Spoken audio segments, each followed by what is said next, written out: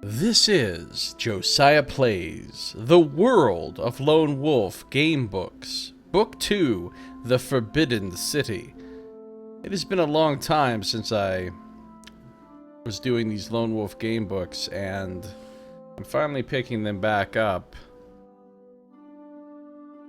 We did Book 1 of the Lone Wolf, of the Grey Star books, a long time ago, and now we're moving on to Book 2, The Forbidden City.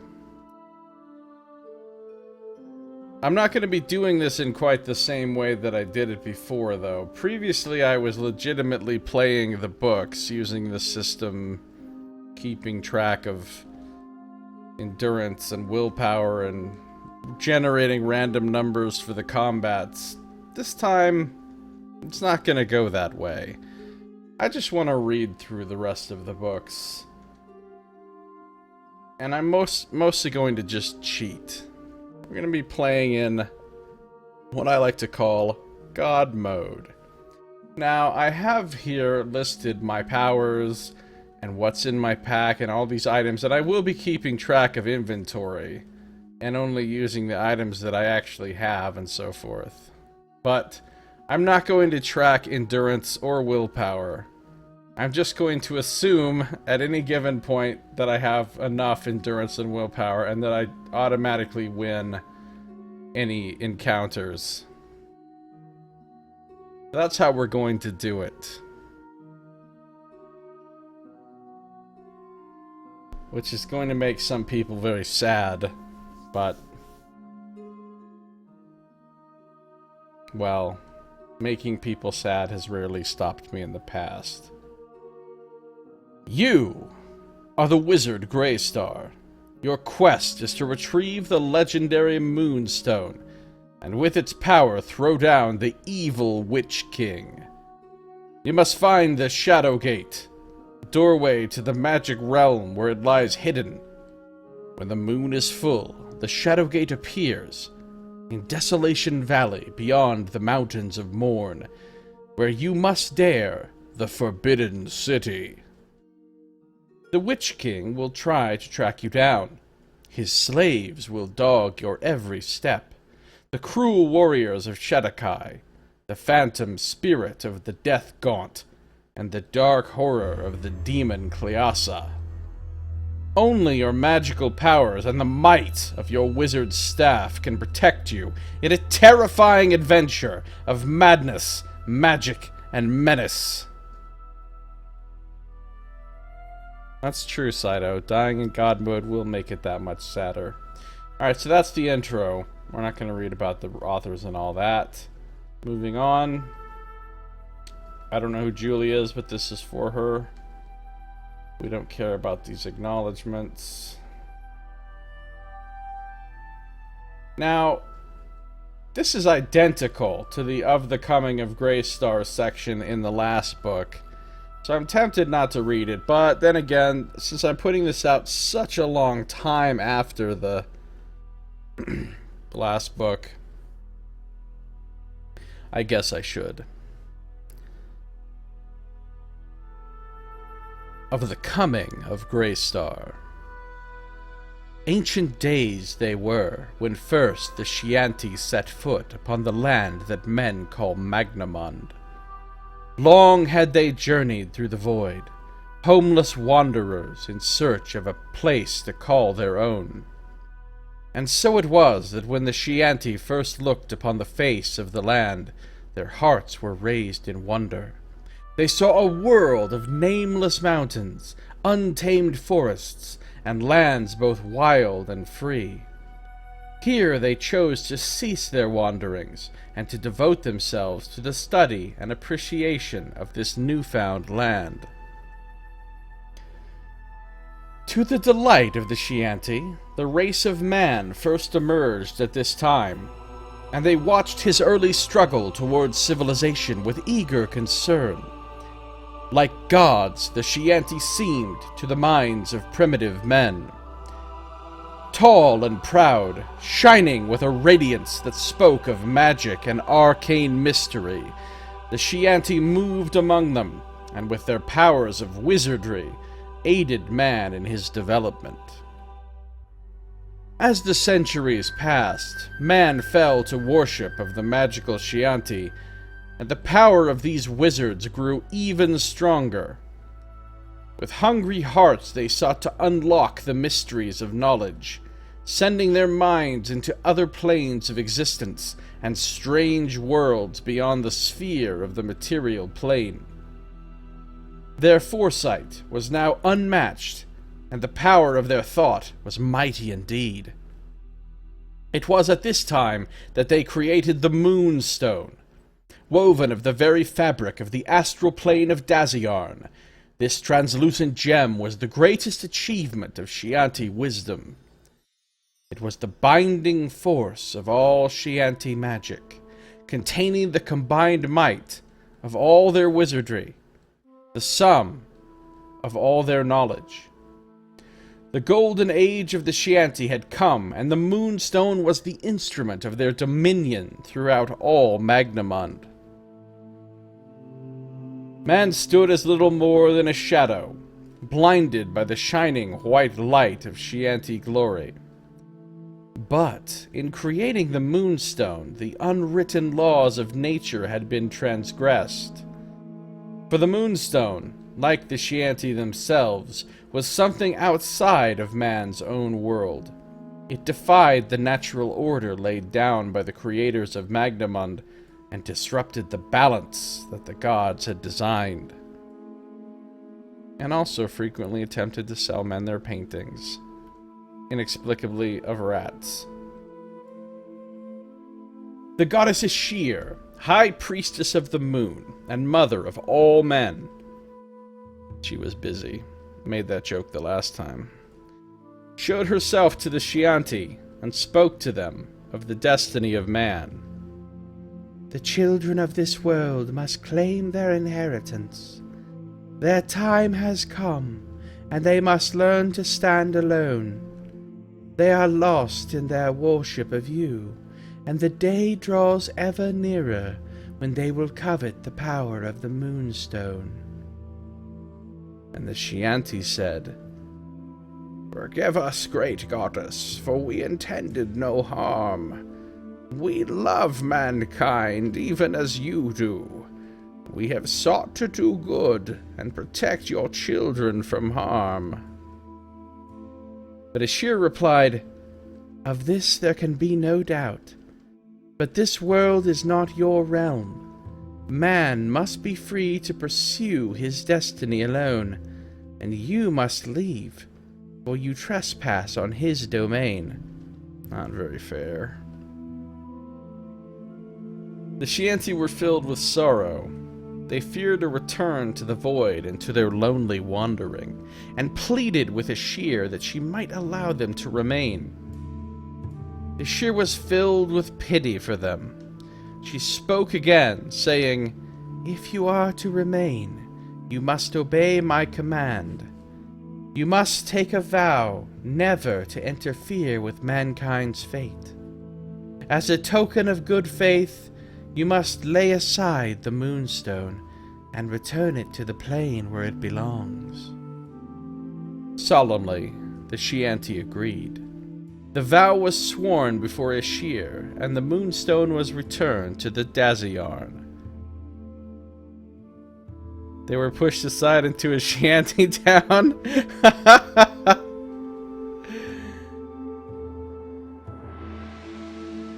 They encircled their new home with a web of enchantments, magical mists, and mage winds to prevent man from ever finding their place of refuge in the Sea of Dreams.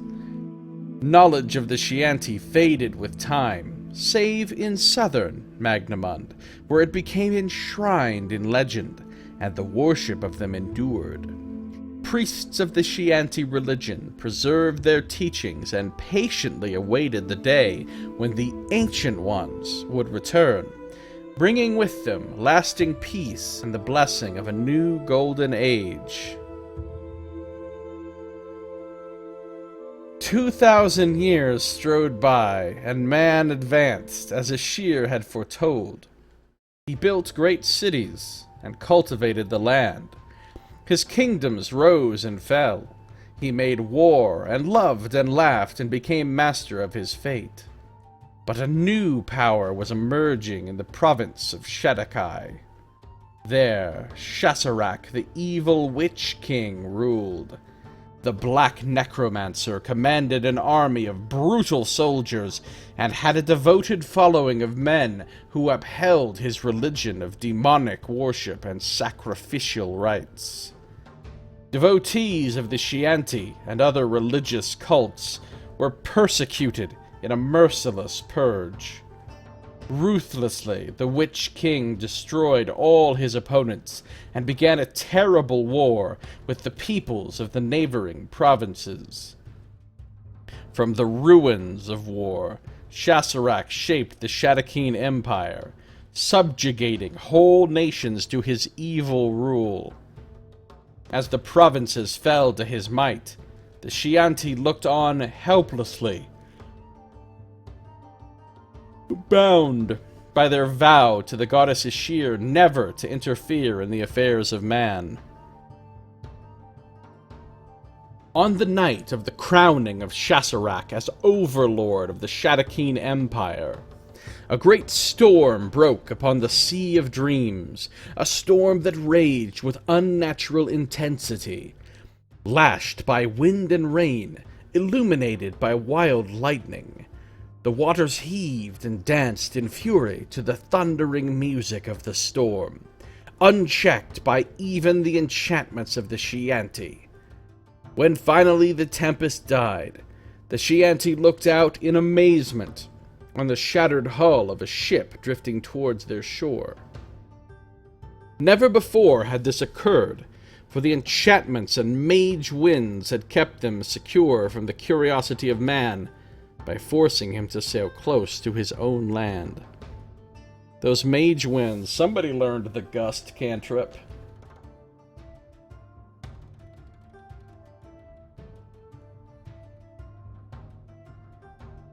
All the Chianti are gusting at the same time. Yeah. Simul-gust. The Chianti went quickly to the ruined ship, where they found only one survivor, a baby. They perceived the sudden arrival of this human child as a sign of great portent, and they conceived a plan by which they might lawfully aid mankind. They found a loophole. That is semi-scandals. So much gusto. They named the orphan child Grey Star, because a star is the symbol of hope in the Chianti faith, and because of the silver streak in the child's jet black hair. In the shadow of the wrath of the goddess Ishir, they raised the child as one of their own, and taught him their secrets. Diligently they set about their instruction, for their aim was to provide a savior for mankind. Armed with the might of Chianti wizardry and wisdom, their hope was to create an adversary equal in power to the evil Witch King of Shadakai, for they realized that only with the death of Shasarak would man once more be free to determine his destiny. I mean, here's my problem with this. It sounds to me like man has already determined his destiny. He's determined that his destiny is to be ruled by Shasarak. Somebody like that can't come to power without thousands or millions of people making micro decisions, millions of decisions that allow it to happen. Like, they've already chosen. They've chosen to serve Shasarak. I'm just saying. It seems like the Chianti are indeed meddling here, and I think they're breaking the spirit of their agreement with Ishir, if not the actual letter.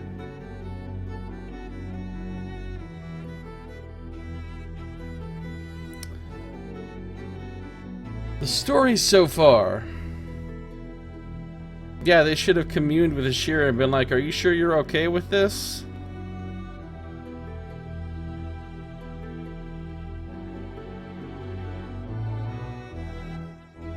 You are Greystar, trained in the ancient lore of a Chianti wizard. For 16 years, you dwelt in safety on the Isle of Lorne. I think this is just a tiny bit too loud.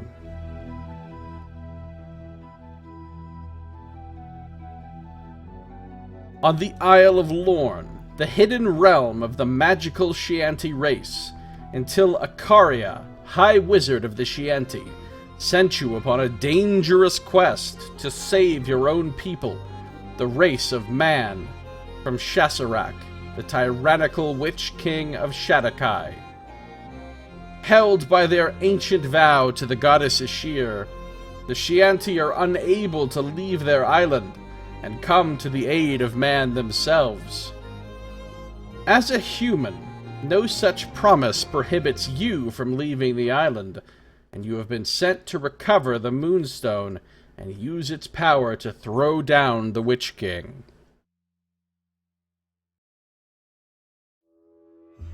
The Moonstone, an artifact possessing the combined force of all Chianti power, is hidden on the Daziarn Plain, which can only be entered by finding one of its portals. You seek the Shadow Gate, but it never remains in one place for longer than a day, and is invisible to human sight. For this reason, you began to search for the lost tribe of Lara, a race of magical but primitive creatures called the Kundi. They possess the gift of astral vision, enabling them to see magic portals and gateways to other planes and dimensions. Once, the Kundi inhabited the forests of the mountains of Lara. When Shasarak's Shadakeen army first invaded the free provinces of the south, they came by way of the mountains of Lara, through the Morn Pass. The Shadakeen armies were constantly ambushed and delayed by the Kundi as they made their way south, and the Kundi always eluded them, disappearing into the dense forest before the Shadakeen could retaliate. Finally, in desperation, the Witch King burnt down the mountain's forests, and the Kundi were forced to flee from his wrath and disappeared. Only the vision and the guidance of a Kundi man will enable you to enter the Daziarn Plain and find the Moonstone, and less than a month ago, you began your search. Voyaging across the Sea of Dreams, you came first to the city of Soon, the largest port in the Shadakeen Empire. There you befriended a cheerful merchant named Shan Li. Rest in peace, Shan Li. A widely traveled man with a wry sense of humor. Your questions about the lost tribe, enemies of the Shadakeen Empire, aroused much suspicion. You were taken to the dungeons of the House of Correction, the Shadakeen prison of Soon, and subjected to the truth-say of Mother Magri, Shadakeen witch and lawgiver. With the power of the Kazim Stone, she attempted to read your mind, but you were able to preserve the secret of your quest. It was with the help of Tanith, a young, beautiful girl, learning the ways of witchcraft in the service of Mother Magri, that you made your escape from the House of Correction.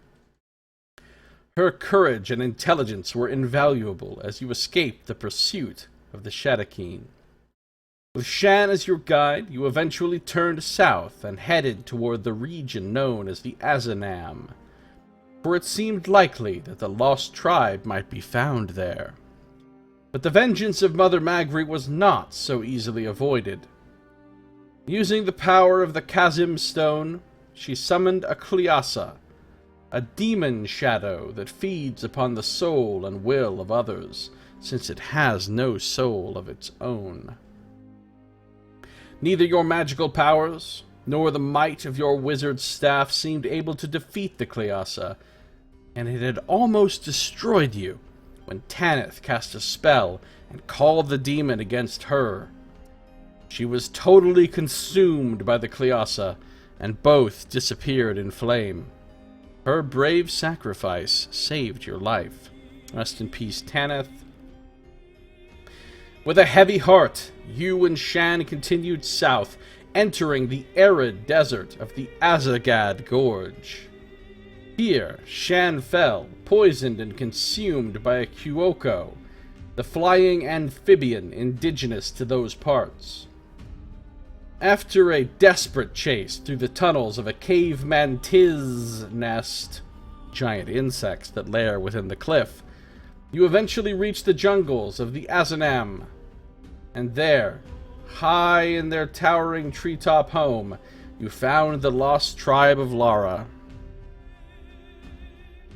Cleossas are just a critique of Epicurean philosophy? Yeah, clearly. But your arrival was met with great suspicion. The Kundi did not believe that you had been sent by the Chianti. In the house of Okosa, the Kundi king, Uric the Wise, their strange, eccentric shaman, and elder of their tribe, challenged you to prove you were truly sent by the Chianti by answering a strange riddle.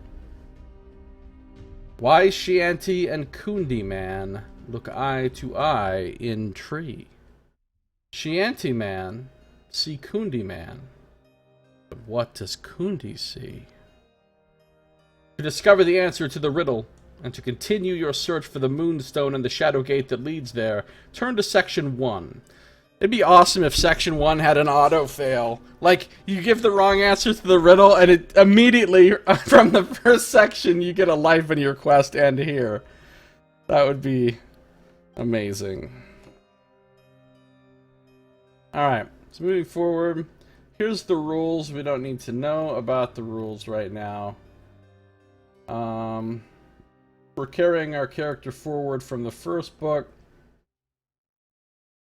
And we get to pick an extra power because we're carrying forward from the first book. So we picked an extra power, which was Psychomancy. We didn't have that one in the first book.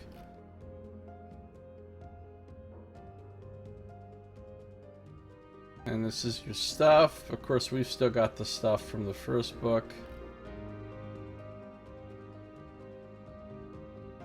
Rules for combat. We won't even be using those rules. There was a book where on page 1 you can win. Shut the fuck up, there was not.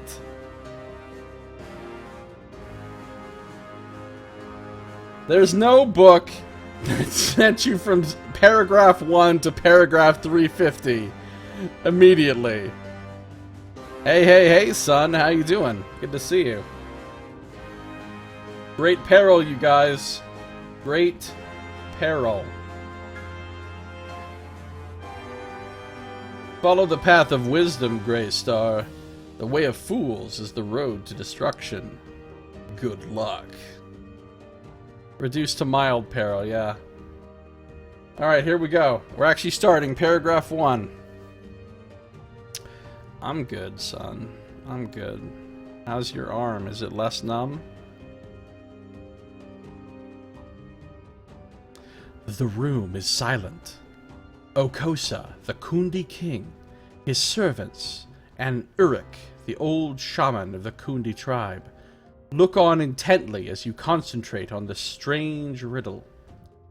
Suddenly, the solution crystallizes in your mind. Why Chianti and Kundi man look eye to eye?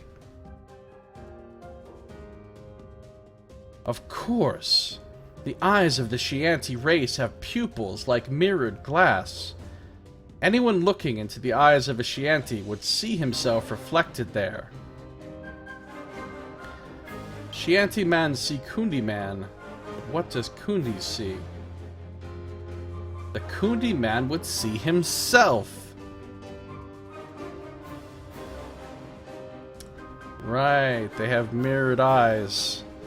They're all like cyberpunk people with mirror shades. It wasn't feeling it. Nice, son. Yeah, I am playing like a coward. Like a cowardly coward from Coward Town. Well, okay. What if I didn't play it like a coward? We still have to figure out what I do if I fail.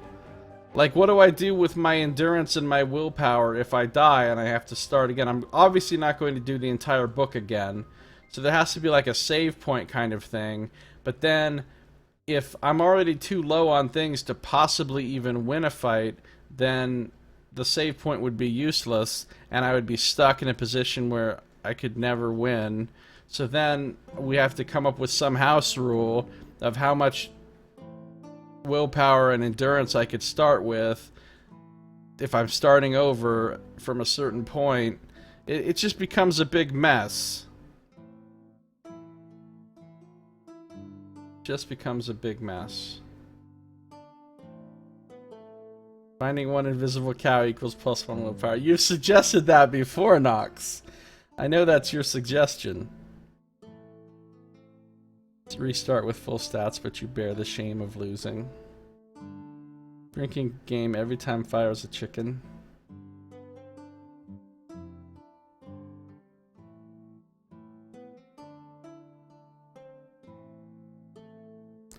Alright, what about this?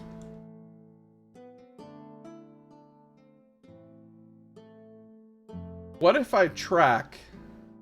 I want to go back. What if I track...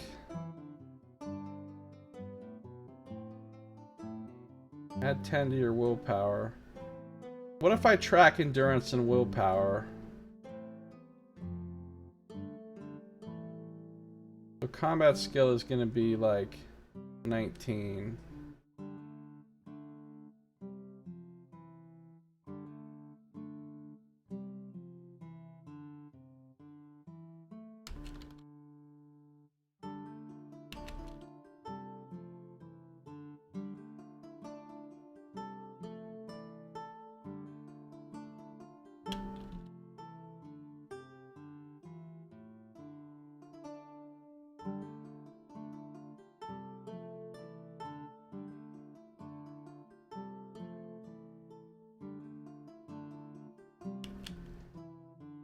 Endurance.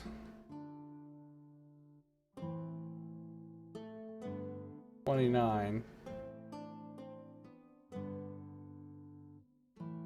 And willpower. Willpower is normally 29, but I get 10 extra for being a veteran. Alright, what if I track these? But what I'm going to do is when I get into a combat or have to roll a random number, I'm not going to roll a random number. I'm just going to... Oh, no, that's not going to help me. I'm just going to choose a random number. Because I no longer even have the random number roller built into this anymore. Because the stats keeper thing... It's gone, Saito. The offline... The tool is gone. Stats Keeper. It's no longer a thing. You click on it, and it just says, we no longer support any version of Stats Keeper.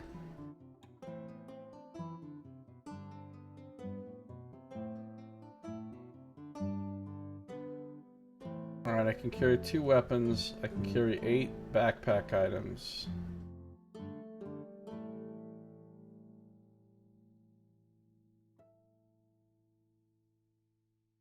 Yeah. Just gone. So then, where's the combat results table is what we want. Okay. So, where's the other half of the... Oh, it's down here. So...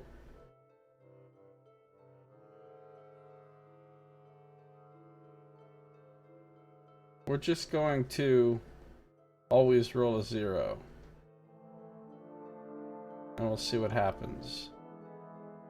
Apparently if you roll a 0, you never take damage.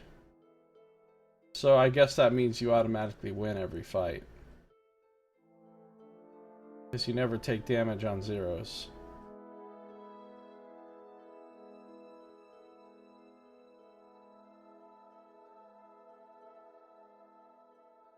But it could be relevant to know how many turns it takes me to kill something. Because there could be other effects going on or whatever. So we'll leave this up. Okay, so we're not going into complete cheat mode. But partial cheat mode in that I'm just always going to roll a 0.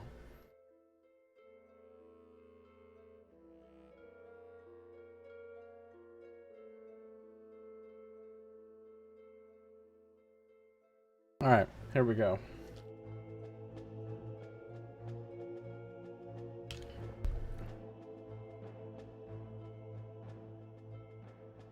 The Kundi man would see himself.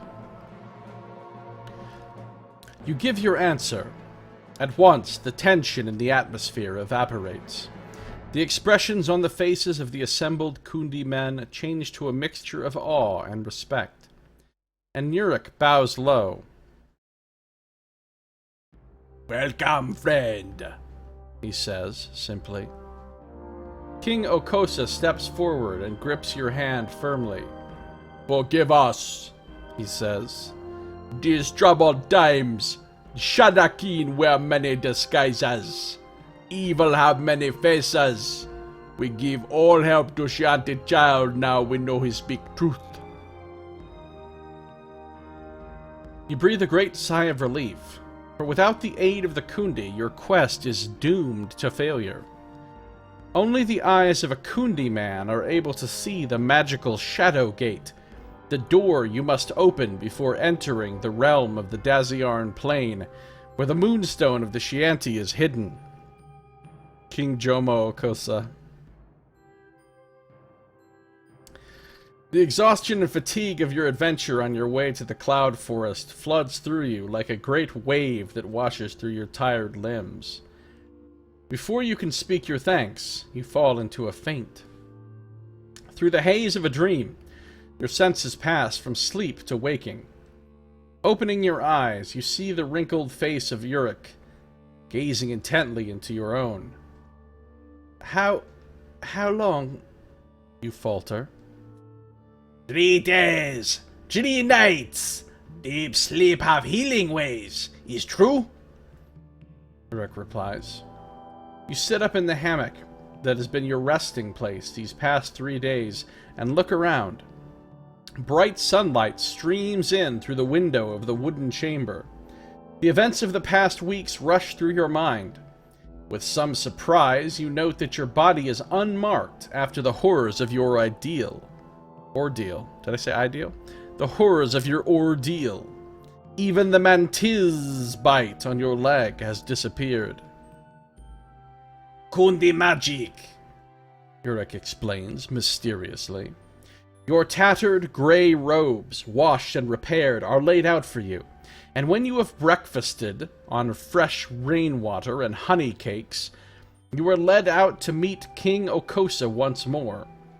You marvel at the breathtaking beauty of the Cloud Forest that is the home of the Kundi people.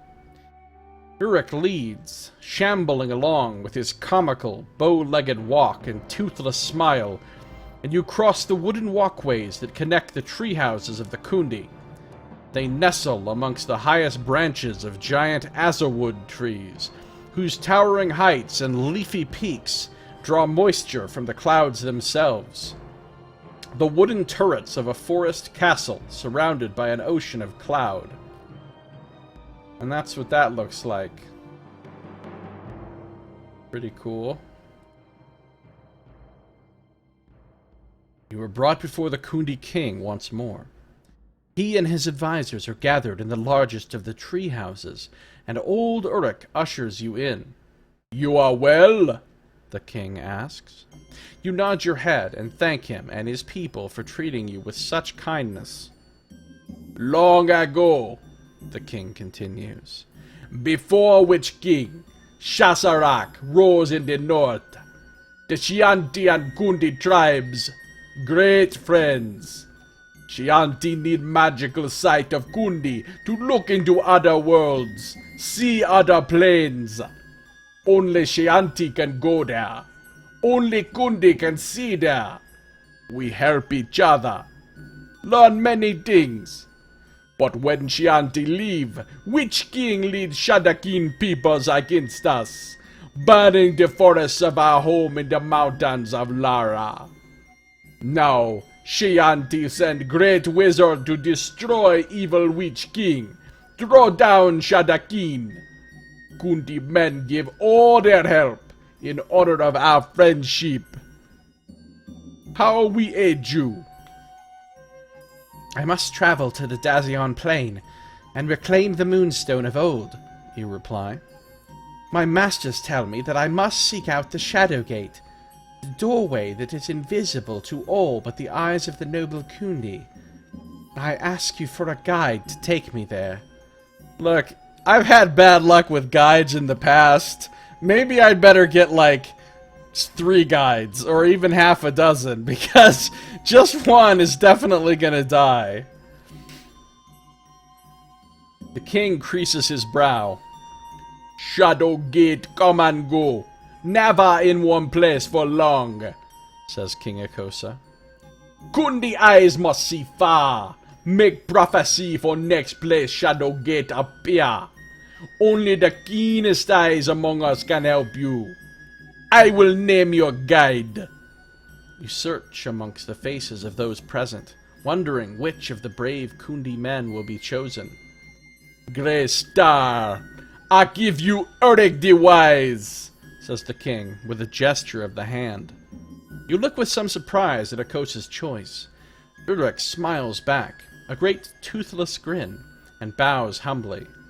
The shaman looks far too old and frail to be able to face the likely dangers ahead, but without the sight of the aging shaman, your quest is hopeless.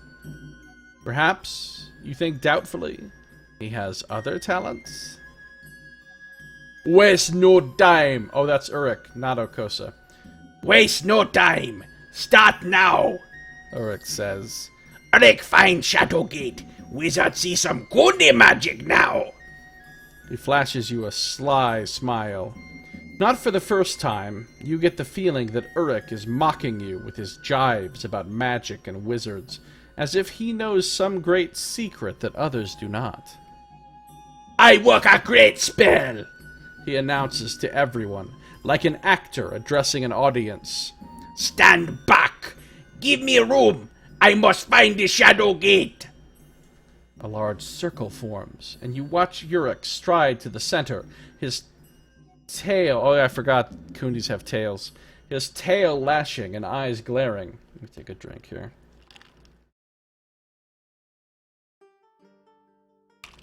You watch with some curiosity as he turns around and around, slowly at first, gradually increasing speed. He breathes deeply and often, hissing as he expels each breath from his lungs. Rags and feathers flutter, and the tiny bells that he is wearing ring furiously. Soon he is shouting and gibbering like a lunatic, arms waving in the air. This is really culturally sensitive of you, Joe Deaver. Or Ian Page, or whoever the fuck. British imperialism. You are barely able to suppress a snort of laughter, but quickly check yourself, noticing that the Kundi look on with somber expressions. Suddenly, Uruk gives an ear-piercing scream.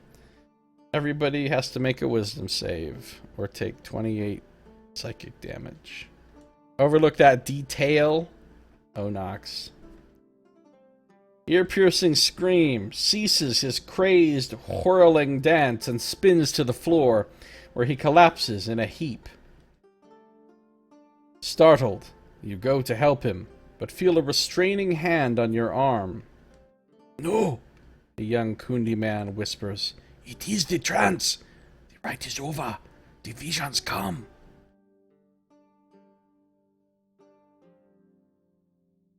You mean there's more? You exclaim. Indeed, the show is not yet over. Uruk has been silent for a short time, save for the panting of his protesting lungs. He sits up, straight-backed and stiff-limbed, his eyes wide and staring. I see mountains! He moans. Black mountains! and beyond a wide valley, dead land, ash and dust, everywhere darkness, darkness, and I see it, the Shadow Gate, beneath the light of a full moon. After heated discussion, all are agreed that the Black Mountains of Uruk's vision must be the infamous Mountains of Morn, and the dead lands beyond, Desolation Valley, a wasted plain that lies on the other side of the mountains. There's actually a federal wilderness area called Desolation Valley Wilderness, like right next to where I live. I've hiked there many a time. The site of an ancient calamity. As Uruk saw a full moon shining above the Shadow Gate, the Kundi are sure that it will appear somewhere in Desolation Valley at that time. Already it is the time of the new moon, says King Okosa. Did you notice any Shadow Gates there? Unfortunately, I didn't have a Kundi guide. 2 weeks, you breathe. 2 weeks, Grey Star, says the king. And 200 miles of Shadakin country, difficult mountains, and unknown wilderness lie ahead. You have little time. Trump outlawed any Shadow Gates? Probably. He doesn't like immigrants from other dimensions. What do you think, Uruk? You say. Uruk's ugly old face breaks into a knowing smile.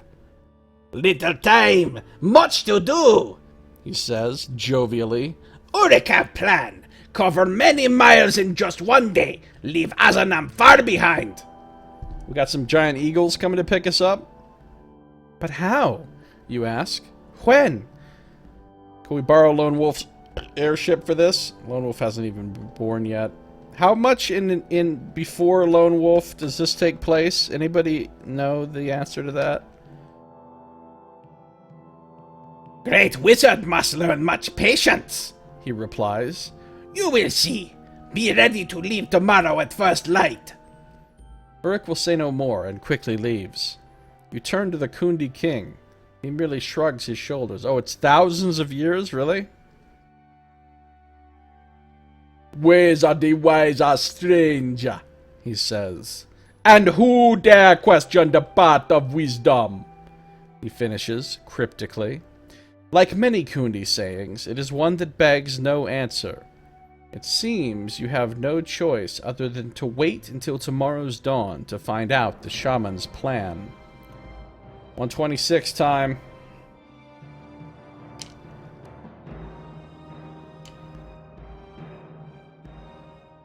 It is still dark when you are woken by Uruk the following morning. Come, wizard! No time for sleep now! Time for haste! Still groggy with sleep, you rise. Take up your backpack. I like how backpack is capitalized like it's a proper fucking noun. Your backpack and staff and make ready to leave. What about food? You ask. Food?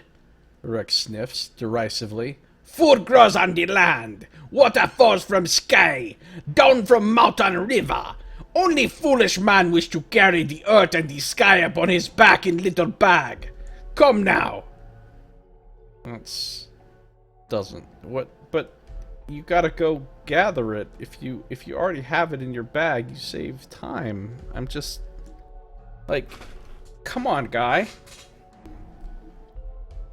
In before waiting 2 weeks and trying the ritual again, reveals the Shadowgate up on one of the trees. Yeah, oh, 2 weeks from now, the Shadowgate's gonna be right over there on that branch. Man, that'd be a lot easier journey. Uruk disappears through the door of your room, and you have no choice but to follow. You follow Uruk in the half-light as he clambers along the wooden walkways of the Kundi colony. The air is warm and damp with dew, and the clouds hang low above the trees of the Azanam. Already, Uruk has nearly disappeared from sight in the thick mist, and you struggle to match his pace as he steps nimbly from one platform to another. Soon the Kundi village is far behind, and you are traveling along the thick branches of the giant azurwood trees. 500 noble diamond. And it fails and summons Shasarak because of the interaction with the magic with the Kundi magic. Also, a cow is killed. Who would even do such a thing? What kind of terrible story would that be? Why, yes, I do have alchemy.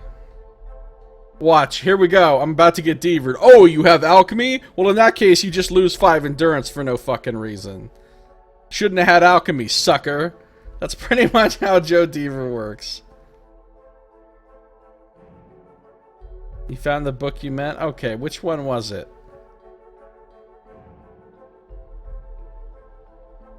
You go 3 pages. Well, okay. It's not from the very first thing, then. That's pretty surprising, though. What book is it?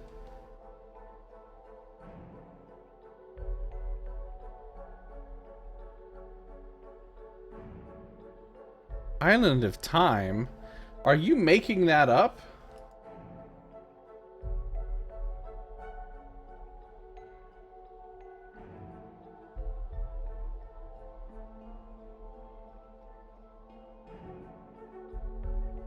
Prisoners of Time?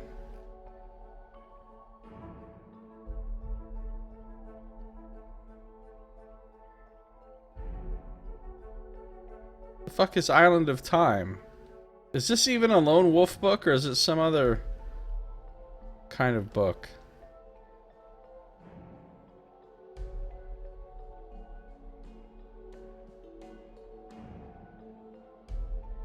Oh, it's not lone wolf. Okay, alright, alright. In that case, I believe you. Alright, we have alchemy. Let's find out how it screws us.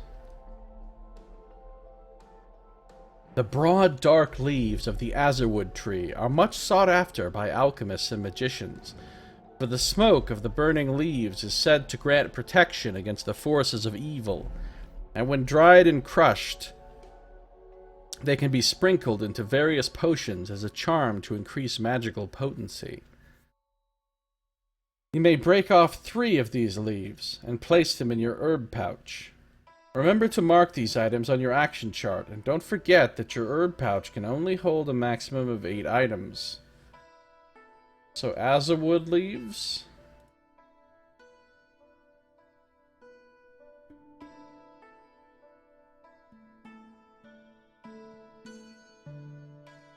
I'm going to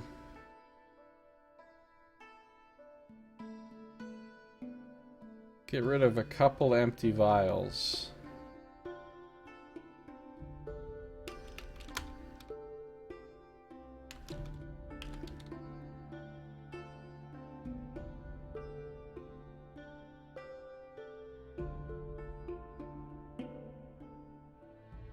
Apparently these leaves weigh 50 fucking stone if you can only take 3. Maybe they're very large leaves, but that they're just like bulky. Unbelievably heavy. Oh, Nox.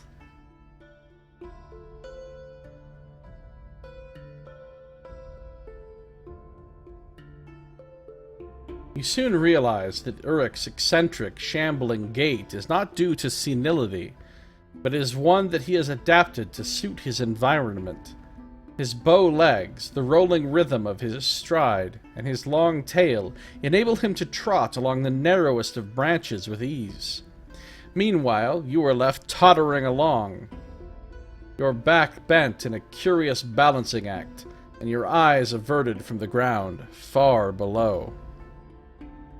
By mid-morning, you have reached the edge of the rainforest of the Azanam, and are overlooking the Azagad Gorge. Far below, you can make out the sharp pinnacles of rock known as the Dragon's Teeth, which cover the canyon floor. It was through this gorge that you came in search of the Azanam and the lost Kundi tribe. There it was that your friend and guide, Shan Li the merchant, died so terribly, devoured by poisonous Kuoku, the flying amphibians that inhabit the desolate land. Your silent reverie is interrupted by the sound of Uruk calling to you from above.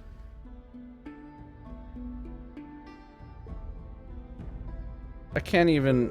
Are there words in that emote? Because I can't even see them.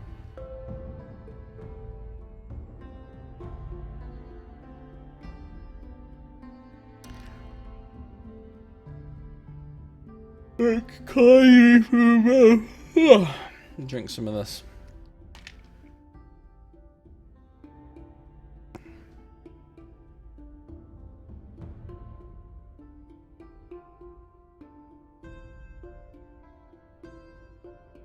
As a god, hold sad memories for Greystar? He inquires sympathetically. You nod your head, not thinking to ask how he knew what was on your mind.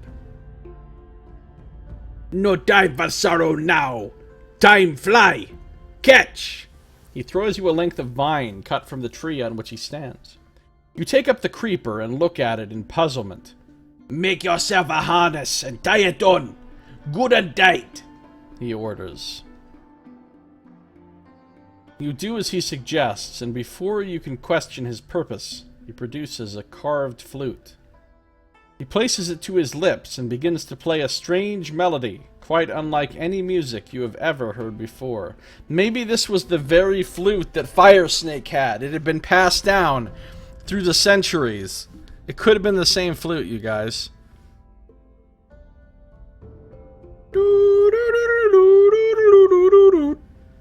The music lasts for some time. Eventually, Uruk puts down his pipe and looks expectantly at the sky. What now? You ask, a hint of cynicism in your voice. Look, see, he replies. We are getting a ride from the eagles. Far away, you can see a tiny speck on the skyline. Oh, slow bird, love Kundi music. The dark speck grows larger, and soon you were able to make out the awkward, disproportionate shape of an Uslo bird. Long-necked and small-bodied, the bird's great wings flap without rhythm or grace. It is a strange creature. Greystar is getting sassy. Here's the Uslo bird. Looks birdish. But can this thing even carry us? Would we be too great of a burden for it? I don't know whether or not this plan will work.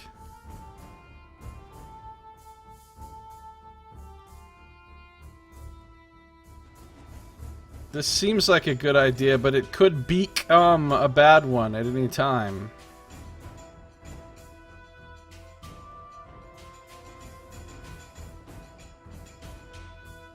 I had no idea this was an option until Uruk started telling me about it. Hopefully this mount is very talented. Nice. As the bird draws nearer, Uruk tapes up his pipe once more and plays. Eventually the bird settles on a nearby branch, craning its neck, and twisting its head, an expression of rapt fascination in its big, saucer-like eyes. Uruk ties the other end of the vine into a lasso. He stops playing, and, with amazing accuracy, throws the lasso over the Uslo's head. As the loop of the vine falls and tightens around the bird's neck, it gives a squawk of alarm. Only now does the nature of Uruk's plan to cover many miles in just one day dawn on you. Isn't this gonna choke the bird and a lasso around its neck? Really? Suddenly you are dragged up into the air by the Uslo bird. Uruk gives an excited whoop of delight, leaping into the air and grabbing at your legs, dangling there as the bird flies higher. Everything about this plan seems wrong. What do we do now? You shout, swinging wildly in the air, the old Kundi man clinging to your legs and grinning maniacally. Uslo bird fly home now, back to Gurlu marshes. Uslo, strong flyer, take us far, And good fun, eh? The Uslo bird squawks loudly, and Uruk hoots back with a howl of wild laughter. It's the best Ian Page could come up with. I mean, around its neck, though, and it's a lasso? Have we thought this through? Also, dude is literally just gonna hold on to me while being dragged through the air all this time? What the fuck kind of, like, grip strength does this guy have? I mean, the amount of muscular endurance it would take to just keep holding on to somebody's leg for some long-ass flight, like... This guy should be on American Ninja Warrior.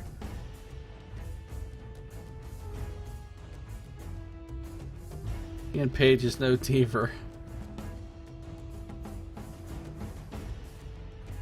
Despite the discomfort of the vine that chafes under your arms, and the dizzying heights of your aerial journey away from Azanam, you finally admit to yourself that Uruk's dangerous and eccentric plan has saved you many miles of walking, and perhaps days of wandering.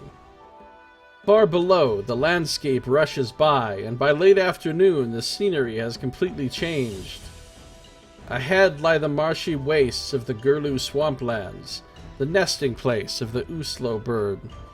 I'm expecting a roll a random number, rolls 1. Unfortunately, you're too sweaty and slip out of the shaman's grip, cracking your skull on the dragon's teeth right next to Shan's body. Your life and your quest end here. Yeah, I wouldn't be surprised if one of these choices immediately leads to your death. The Uslo bird begins to fly lower, its voluminous wings flapping erratically as it checks its speed. You are wondering how you are to land safely when Uruk shouts up to you. He is pointing ahead. Big trouble! Hunters! He says. Sure enough, you can see a party of men armed with crossbows. With horror, you recognize the party to be comprised of Shadakeen warriors, soldier-slaves of the Witch King, Shasarak. It is evident that you have been spotted, as the warriors are running this way and that, shouting and busily priming their weapons. The ground speeds by over 20 feet below. 20 feet.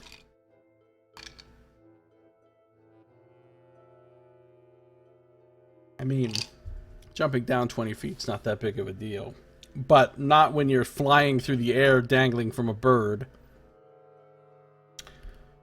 Tie the vine and risk the fall. Attack the hunters with your wizard staff. Or create a magical shield about yourself. Well, we're not taking the Quen route. Because just on pure obstinacy, we're not going to do this Quen shit.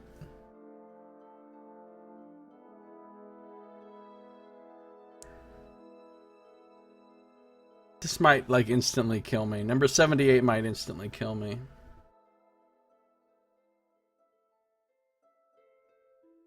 I'm gonna try it. Let's see if I get an instant death. Hurriedly, you unfasten the knotted vine. Uruk lets out a yell as you both plummet towards the ground at frightening speed. Your fall is broken by the sucking ooze of the marshy ground below, but you are still bruised and must lose 2 endurance points.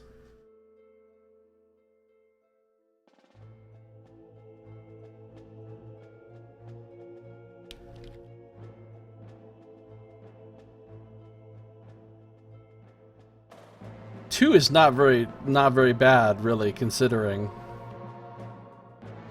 Nearby, you can hear the shouts of the Shadakeen warriors as they search for you. You are surrounded by tall reeds and rushes, and, for the moment, you are out of sight. You keep very still.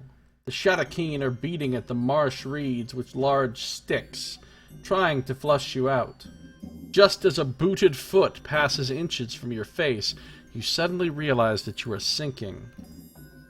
Here's the Shadakeen coming, apparently.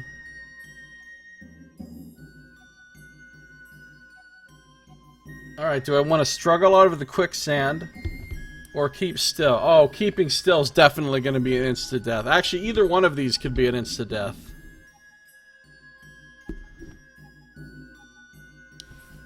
One of these has gotta be an insta-death.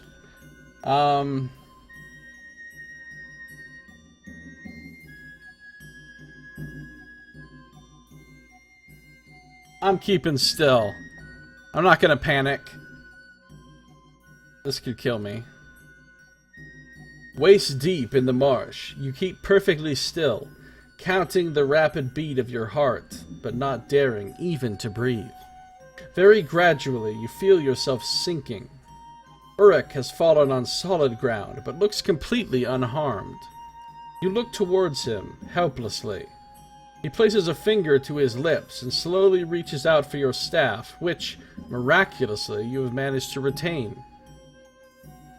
After what seems an eternity, he grasps the end of your staff and begins to pull. As the shouts of the Shadakeen grow fainter, Uruk manages to pull you free.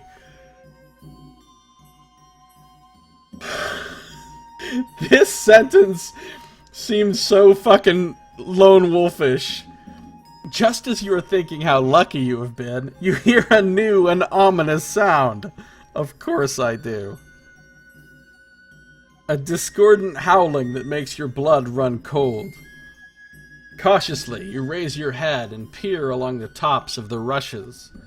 Standing in a small clearing, some 200 yards off, you see a frightened-looking peasant, a Shadakeen slave. He is barely able to control two snarling hounds who tug at the lengths of chain attached to their harnesses. These are no ordinary hounds. They each have two heads with a single horn protruding from each, and a pair of outsized fangs showing through their slavering jowls. Let's not talk about Uruk grasping my staff and pulling. Just keep it to the fan fiction. Uruk peers over your shoulder and swears under his breath. "Big trouble, wizard," he mutters. "They catch our scent pretty soon." Suddenly, the peasant calls out. "Master! Master!" he cries to a tall Shadakeen, undoubtedly the officer in charge. "The Magdi! They smell something!" The tall Shadakeen officer screws up his eyes, a wicked smile playing across his face. You must act, and quickly. There is no time to prepare any elaborate magic before the Shadakeen officer releases his monstrous hound. No time for elaborate magic. You can only cast something if it's a bonus action. Oh no, we're not entering any waterways. Motherfucker, I am not fooled. I have played too many of these books to enter any fucking waterways. No, we're gonna start blasting. We're gonna start blasting, guys. An innocent cow with no knowledge of such scandalous things. That's true. The Magdi leap into action as the quailing slave unchains them. You unleash a mighty blast from your staff at one of the hounds, so much for stealth, knocking the Magdi off its feet, but to your dismay, despite the intensity of your attack, it's got jacked by some yawning. I'll pour myself some more Cola O here. Knocking the Magdi off its feet, but to your dismay, despite the intensity of your attack, the Magdi clambers, snarling to its feet, shaking both heads, as if dazed. The attack has cost you 2 willpower points. The Magdi have a high resistance to magic. Of course they do! I feel like Azar when he tried to use necrotic damage against the fucking hulking queen and discovered that it was useless. Meanwhile, the other Magdi continues towards you at an alarming speed, its great drooling jaws thirsting for your flesh. The hound is almost upon you, and its muscles coil, ready to leap. Look, how am I going to evade the attack? There's nowhere to go. I gotta fight. I gotta stand and fight, you guys. I'm gonna stand and bang. Before you can fire your staff again, the Magdi lunges at you. You attempt to parry the beast's charge with your staff, but its weight and the momentum of its attack hurl you to the ground. You thank the gods that there is only one of them to contend with as you grapple with the enraged animal. The Magdi's jaws snap dangerously close to your throat, but you twist your body away and leap to your feet. You cannot evade combat and must fight the creature to the death. Due to the Magdi's resistance to magic, you must subtract 2 from your combat skill for the duration of the combat. So here's what I was thinking. You can roll between 1 and 0. What's my combat ratio? I've got a combat skill of 19. Minus 2, so I've got a 17, so I've got a minus 3.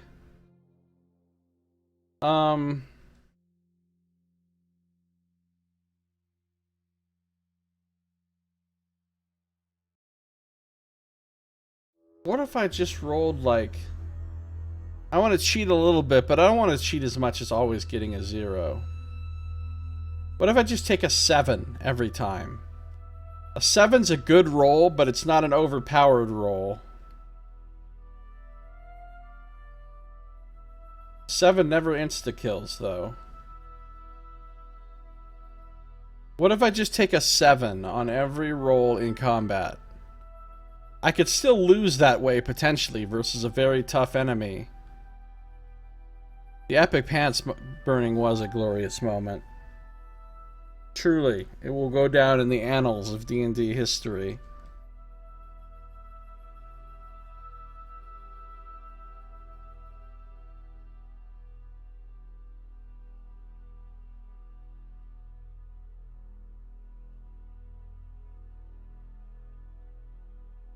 I'll just take a 7. So, first round, I have a minus 3 thing, and I'm taking a 7. Now I have to decide if I actually want to spend willpower or not. So this would do 2 points of damage to me and 7 points to the enemy. And if I were to spend a point of willpower... I don't remember how it works exactly. If I spend 1 point of willpower, it doubles this to 14, right?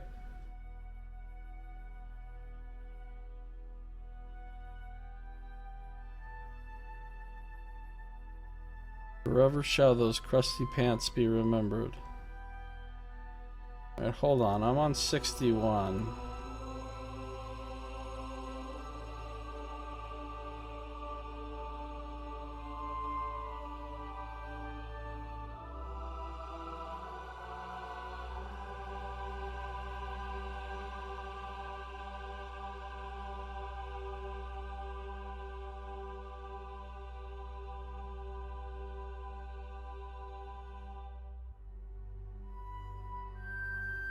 Wait, you always have to use at least 1? Really?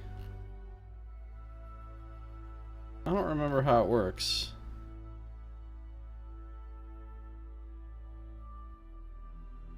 You always have to use 1.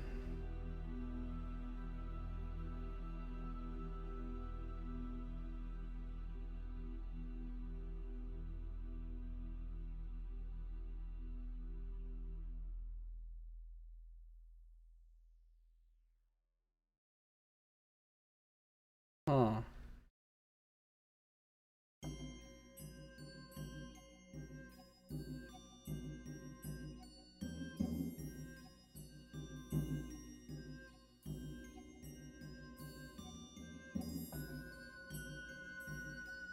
If you're using your wizard staff, decide how many points you wish to use. Remember, you must expend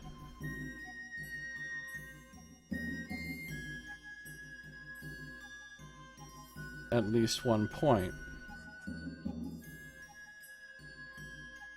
He decides to use 2 willpower points.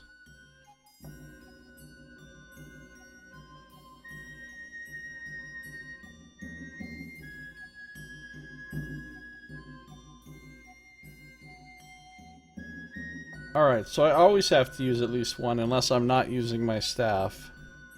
Roll a 5. Do 5 then? Alright, look. So, if I spend 1 willpower, which I'm required to, I'll do 7 damage and take 2 damage. If I spend 2 willpower, I'll do 14 and take 2. If I spend 3 willpower, I'll do 21 and take 2. How much health does this thing have? A lot. A shitload. So really I want to use as much willpower as possible. If I spend 4 willpower, I'll do 28, which still isn't enough to kill it.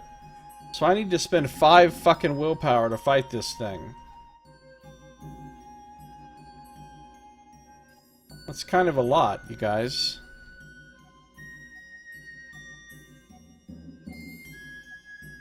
But I guess I have to.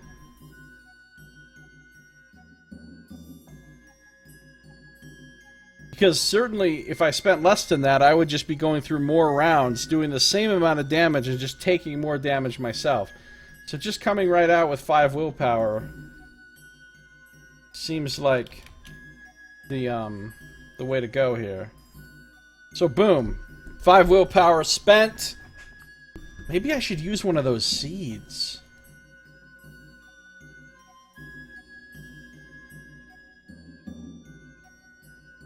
No, I'll save the seeds. I'll save them for now. Alright, blasted him. I won in 5 rounds or less. No sooner have you slain the Magdi than the second hound comes charging towards you. Without hesitation, you turn and run, the Magdi in hot pursuit. How am I gonna outrun a fucking death hound? In a swamp.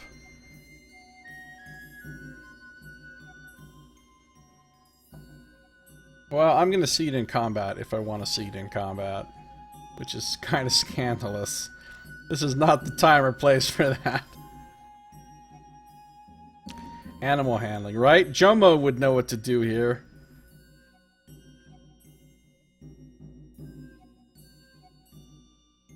With the ferocious hound snapping at your heels, you and Uruk thread your way along the shallow waterway leading from the bog.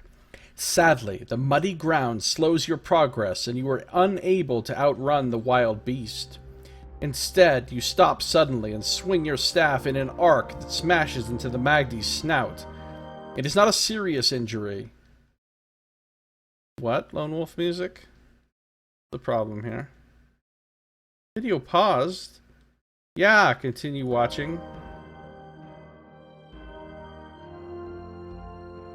Swing your staff in an arc that smashes into the Magdi's snout. It is not a serious injury, but your bravado has paid off. The Magdi is too stunned to move against you, one head lolling uselessly to one side in a daze, and the other too confused to understand what has happened. Look, here we go again with Josiah's Kids Show. If you have temporarily disabled something that wants to kill you, or someone, and you have the option to run away, because, oh, we stunned him for a minute, let's get away, or finish that fucker off, always, always, always finish them off. Do not run away. They will come after you, they will catch you, every time. Always finish them off. Gotta kill the Magdi. Josiah's Kids Show. You have no max willpower. Oh, really? It can go as high as it goes, huh? Alright, good to know. I'm gonna leave that there, though, just so I remember for the next book how much I started with or whatever. Let's kill it. Despite the great damage you are inflicting on the Magdi, the enraged beast refuses to die. Try as he might, Uruk is of no use. His old limbs and physical weakness make him incapable of hand-to-hand combat. But he can apparently cling to my fucking leg hanging from a bird supporting his whole body weight with his fucking hand for hours. He can only watch with fear and apprehension. His concern is so great that he fails to notice the band of Shadakeen warriors stealing up on you through the dense undergrowth. As a result, you are quickly overpowered by the gloating Shadakeen, and, at a word from their tall, sour-faced captain, the Magdi obediently ceases its attack. Not much of a catch, sneers the captain. Paragraph 1 is so devered? Yeah, so devered. If you killed the creature you disabled, you would die? I don't remember that one. But good sport, eh? Your staff and backpack are taken from you, and your wrists and ankles are tightly bound with leather thongs. And this is a pretty toy, he says, weighing your staff in his hands. But tell me, who are you, boy? Speak! You remain silent, glaring silently. Lost your tongue, have you? Well, that can be arranged permanently. He gives you a stinging blow across the face, smiling grimly. Uruk struggles angrily against the restraining hands that hold him.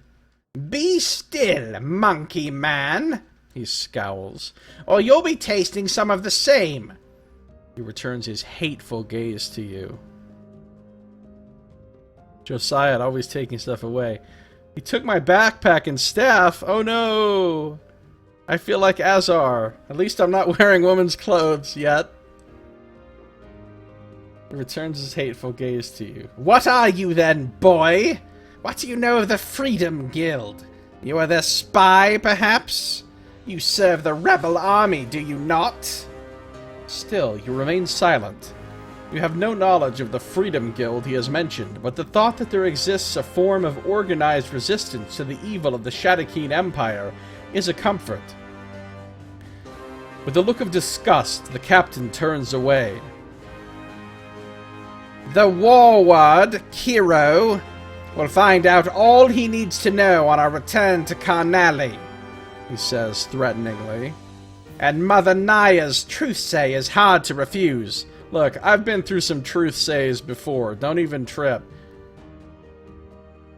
You were unable to repress a shudder as you were reminded of the truth-say of Mother Magri and her awful chasm stone when first you came to the traitor's city of Soon. The witches of Shadakai are among the most powerful of Shasarak's servants, upholders of his corrupt law in all the major cities of the Empire. I mean, by definition, law can't really be corrupt. Corrupt pretty much refers to, you know, the breaking of a law. If you've made it a law, if it's codified into a law, it isn't corrupt anymore. It's just the law. I'm just saying. It's just book 1 reskinned. Reskinned. Nice. Move, you scum! The captain shouts at his men. We must reach Karnali as soon as possible. He glances sideways at you, one eyebrow raised. There's more to this strange pair than meets the eye. Robots in disguise, he says under his breath. You and Uruk are carried by slave bearers, slung to long wooden poles like hunting trophies. Your ankles and wrists are constantly bound, and you are offered the barest of scraps of food and a minimum of water. By the second day of traveling, you have lost 3 endurance points. Oh, you know what? I forgot to take off the 2 endurance points from that fight. Oh, maybe I didn't. No, I lost those other 2 when I fell. So I'm supposed to be down to 25. Now I'm down to 22. This is going really well, you guys. You begin to wonder if you will survive the journey as you linger in a weak, semi-conscious haze that makes the casting of any spell impossible. I feel like a lot of DM shenanigans is happening here. That's a very specific level of semi-consciousness.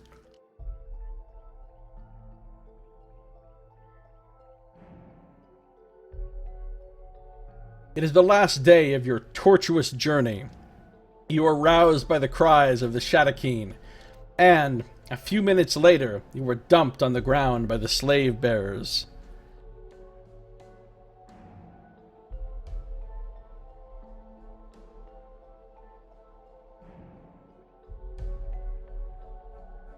Beware! The fighters of the Freedom League! You see little of the battle that ensues. You glimpse many soldiers with red veils over their faces, and the fall of the cruel Shadakeen captain. Finally, the battle ceases, and you and Uruk are freed from your bonds by the red-veiled soldiers.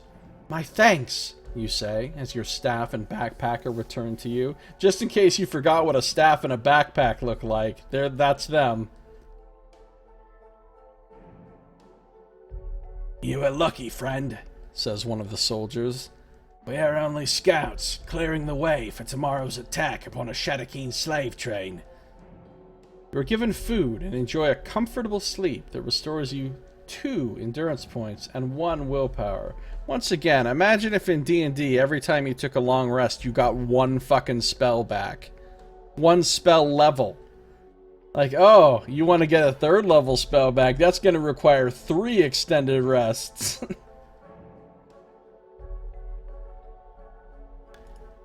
1 fucking willpower. Alright, I'll take it though. I'll take it.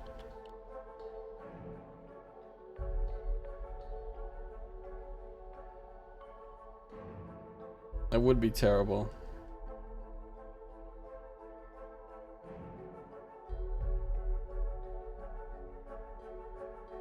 The following day, you, Uruk, and the fighters of the Freedom Guild are ensconced in the tall grass at the edge of the marsh. In the distance gleams the city of Karnali, overlooking the Suni and Belzar rivers. Hold on a second. Hold on a damn second. I'm just creating more and more. I don't need this to be open. I just want to see the map.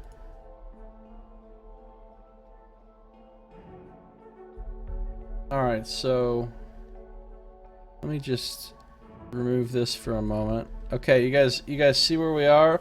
We started down here in the Azanam. We flew over Azagad Gorge and all that, and now we've made it to Karnali. So we're going back up we're going back up this way to Desolation Valley, which is up here. There's the Forbidden City, which is the name of the book, so I have a pretty strong feeling we're going to end up spending some time there. There's the Rune of the Shanty, in case you want to know what that looks like. And the Rune of the Witch King.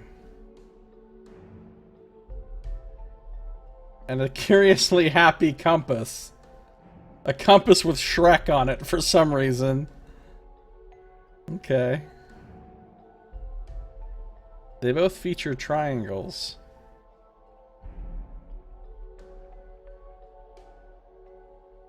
Alright, let me put the cover back up.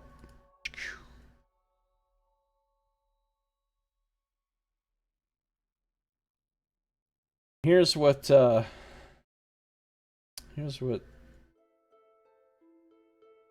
Karnali looks like. It looks like Divinity's Reach from Guild Wars 2.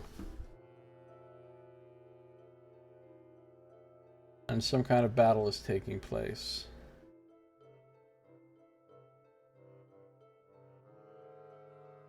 In the distance gleams the city of Karnali, overlooking the Suni and Belzar rivers. Along the Great Soon Road that leads east away from Karnali, you see a long line of men, women, and children, slaves of the Shadakeen. It's so compassionate. Oh, Nox. Warriors walk up and down the line, brandishing flails with needless ferocity. Suddenly, the charge is sounded, and a wave of men pours out of the brush and runs towards the column of slaves. A wave of men. The Shadakeen guards fall into defensive positions along the road, but the stealth of the ambush outmaneuvers. That is a way to spell maneuver for sure. Them, and they have no time to deploy effectively. Shall we? You ask Uruk. He grins broadly and gives vent to a bellowing yell before shambling out of the brush towards the fray as fast as his own bones will allow. You follow behind. Why is he rushing towards the fray? It just told us a minute ago that he's way too old and weak to help in a battle.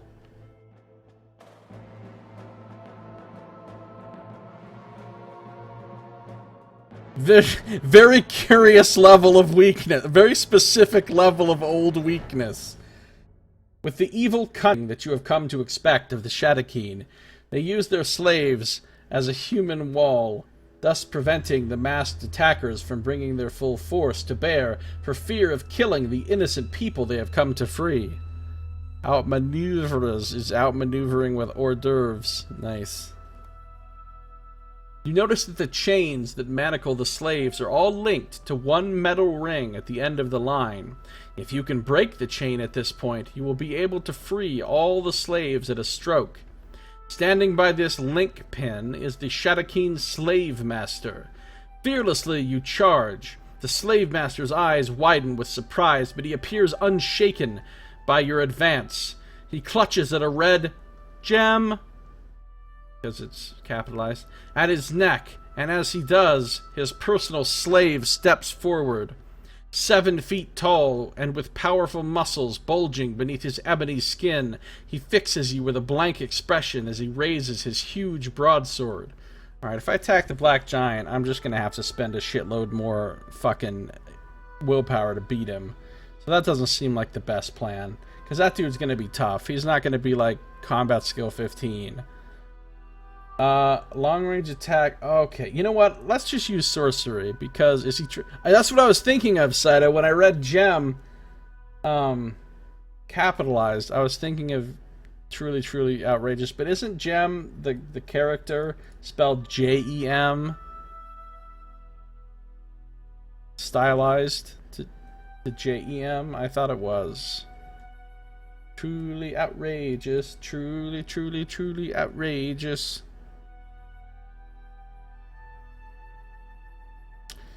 Alright, you know what, I'm gonna use sorcery. I don't even know what the fuck sorcery does, but I'm using it.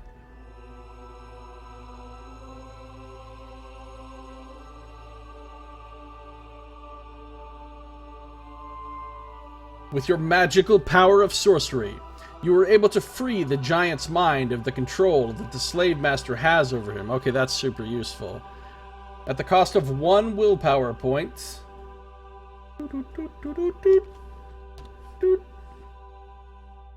You extinguish the light of the jewel around his neck. It is a mind gem, and with the fading of its power, the giant returns to true consciousness. As he does, he turns and deals the slave master a killing blow. Yes. Getting enemies to kill other enemies. Josiah's Kid Show.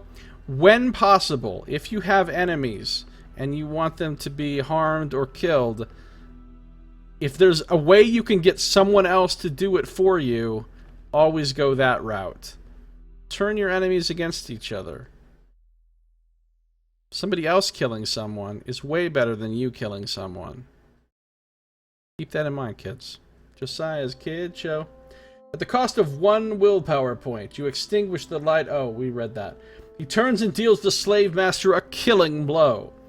In turn, you raise your staff and shear through the master link that holds the other slaves in chains. With a cheer, they break away from the battle.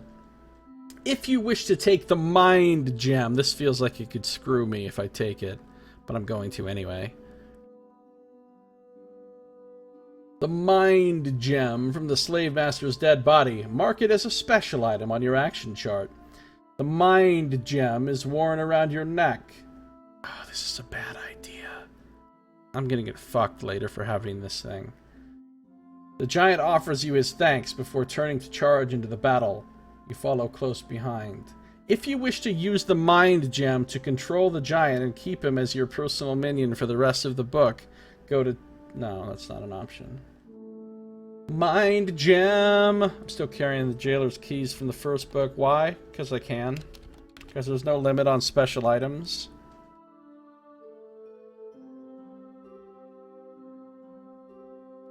I have no nobles still. At no point have I ever had nobles as Greystar.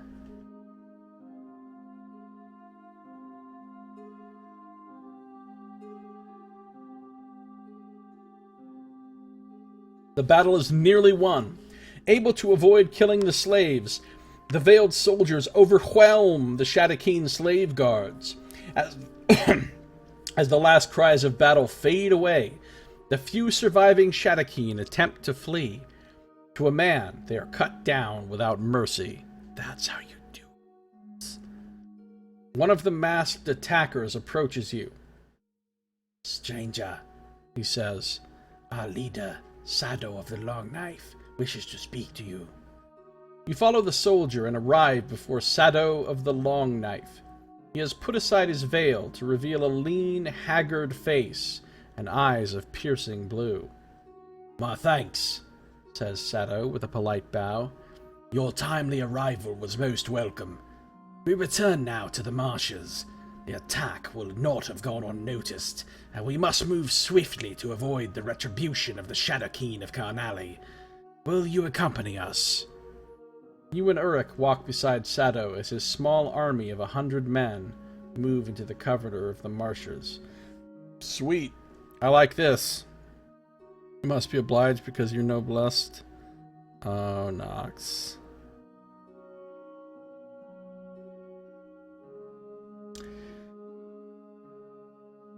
A patch of brush and foliage is pulled aside to reveal a concealed entrance. Following Sado, you enter a wide tunnel lit with torches. This tunnel leads all the way to our secret headquarters beneath the city of Karnali, he says. Oh, it's an outlaw's refuge that the fucking guards just mysteriously don't know it's there. The tunnel twists and turns for many miles before opening into a large cavern. You and Uruk are given food and wine, and while you eat, he tells you of his army, the Freedom Guild, a rebel band resisting the rule of the Shadowkeen Empire. It's kind of got a lame name, honestly. Karnali was the last city to fall to Shasarak, Sado explains. The spirit of unrest was never truly crushed, and so we fight on in our small way, striking blows against the Witch King wherever we may. Our attacks are based in the marshes, for we hope to avoid the retribution of the warword, Kiro, against our people by making him believe that we come from outside the city. The Shadowkeen waste much effort patrolling the marsh, seeking to flush us out, and our attention is drawn away from the city. Only our fear that the citizens of Karnali would be punished for our actions prevents us from rising up within the city walls. And, he shrugs, our numbers are small, while the Shadowkeen maintain a heavy garrison. But what of you? A thin man comes and begins to clear away your plates and empty wine goblets. He brushes past you, and to your amazement, attempts to pick your pocket. You, man! Shouts Sado. What do you think you're doing? Guards, arrest this man! Even rebels have guards and arresting of people? He turns and apologizes to you, explaining that the bulk of his army is recruited from the criminal ranks of the city. You explain your quest in the land. Apparently I'll just tell anybody about my super fucking secret quest. You explain your quest in the land that you seek. Sado's eyes widen with astonishment. And the legends are true? He gapes. The Chianti still exist. That doesn't mean I can trust him, or whoever the fuck else is listening. You nod. If my quest should finally succeed, and I retrieve the Moonstone, the full might of their wisdom and magic will be turned against Shasarak, you tell him. How the people would rejoice to know that a Chianti walked among us once more, says Sado. Though I understand the need for secrecy. Nevertheless, he continues, his eyes lighting up, I would ask a boon of you. Tonight, we attempt our most daring stratagem against the corrupt rule of the Shadowkeen. Stand with us in battle tonight. Aid us if you will. With the might of a Chianti wizard in our ranks, who knows what we could achieve? Help the Freedom Guild, Greystar, in our struggle to free the people of Karnali. He looks, a searching gaze on his face, with an intensity that almost crackles with energy. Could I get some endurance or willpower back from having this delicious food and wine? Apparently not. I don't know what the Chaksu pipes are, but I don't have them. Ain't got no Chaksu.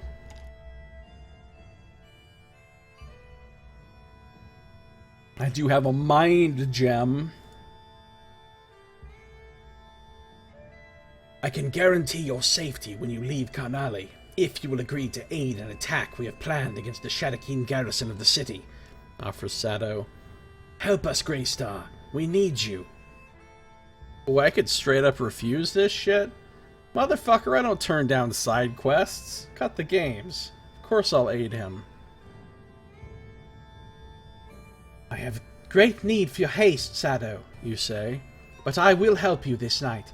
What must I do? Fire lights in Sado's eyes. I thank you, Greystar, in the name of the people of Karnali. He tells you of his need for a diversion that will lure the bulk of the Shadakeen force outside their walled city fortress. You consider your magical powers, trying to decide which would best accomplish this. Note 9. You're forced to choose one, even though they may require to use more willpower than you currently possess. Dude! If you have used all your willpower up at this point in the book, you did something horribly wrong.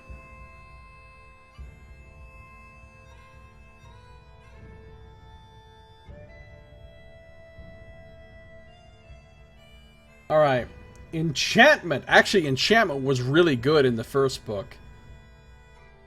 Elementalism and alchemy. Oh, alchemy, though, could be a thing that I could use without spending willpower. I've never used elementalism. Could be fun to use that. I really like the idea of all of these, to be honest. Well, alchemy could be like, okay, I'm gonna make some gunpowder. I have the stuff to make gunpowder. Elementalism could just be like, LOL, dropping a fireball on these fools. Enchantment could be like turning us invisible or charming some of the enemy or like putting them to sleep or something. Argumentative. What do you guys think?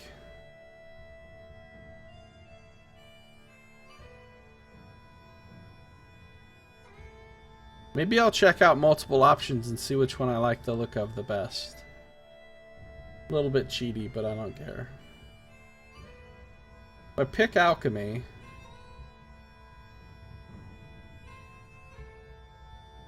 that's kind of boring. If I pick elementalism, ooh, I get to choose an element? If I choose enchantment, ooh, that's a lot of willpower. Calm down. Alright. We're choosing elementalism, guys. Because I get to pick an element, which means I get to pick fire. You concentrate hard, sending your thought to the elemental plane of existence. Humanoid representatives of the four elements of earth, air, wind, and water appear before you, and you must choose which one you wish to aid you. Going with fire. At the cost of 3 willpower points, the Shadakeen fortress erupts into flames, sending Shadakeen warriors rushing from their barracks into the street. And now I've just started a giant fire in a fucking densely packed medieval city. So, you remember in Sands of Slavery when this shit happened? I pretty much just burned down like 10 orphanages. Fire's kind of indiscriminate is the thing. Mintar, yeah. I don't care. Fuck 'em. I'm a wizard, motherfuckers. I just got argumentative all over him.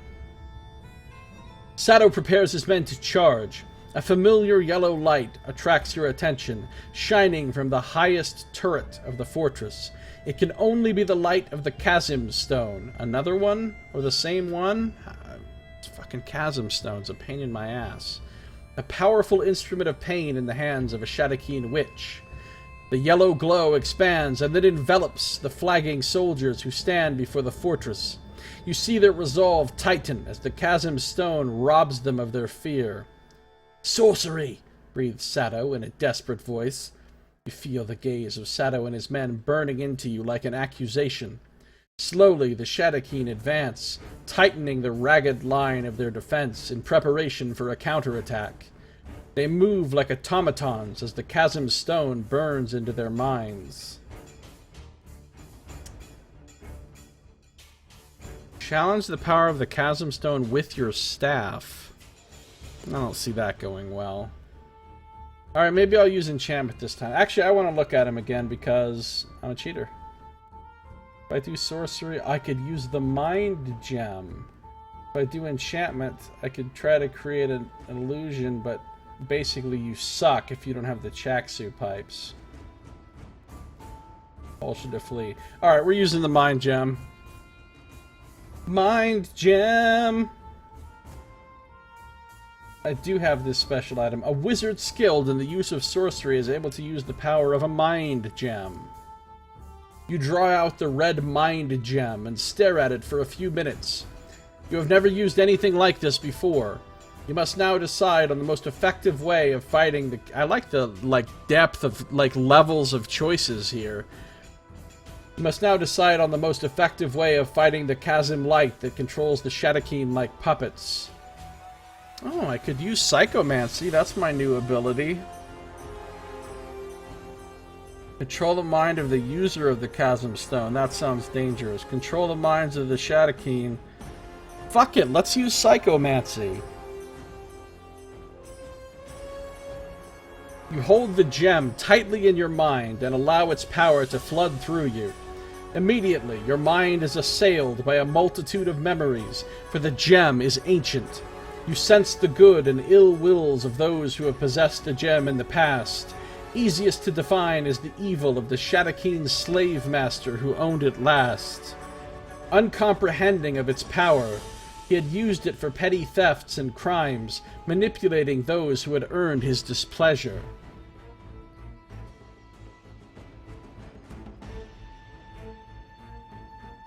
You gradually come to understand the true nature of the gem. It is a transmitter of thought, a magical gem capable of increasing and amplifying mental energy. It is capable of controlling only one mind at a time, but your magical power of sorcery will enable you to transmit this power across a great distance. The use of the power of Psychomancy has cost you 1 willpower point. You exert 2 willpower points and attempt to control the mind of the user of the Chasm Stone, so I just lost 3 more. Willpower is going down. You locate the glow of the Chasm Stone. There you encounter the mind of the Shadowkeen witch, intent upon her labors over the stone. So intent, in fact, that she fails to notice your presence, hovering at the edges of her mind, gauging its power. Taking care to shield yourself from the yellow glare of the chasm light, you trace the shaft to its source within the fortress. The Shadowkeen witch fails to notice your presence, lurking like a crimson corona at the edge of her mind. Mental stealth. The strain of her effort to uphold the courage of so many of her countrymen shows plainly on her pockmarked face. You then notice another mind in the chamber of the witch. Fuck. By the way, page 14? I was just on page 14.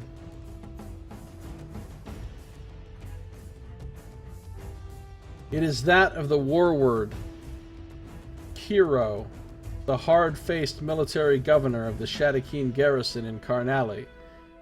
He is sweating profusely, his fear of the wrath of the Witch King weakening him.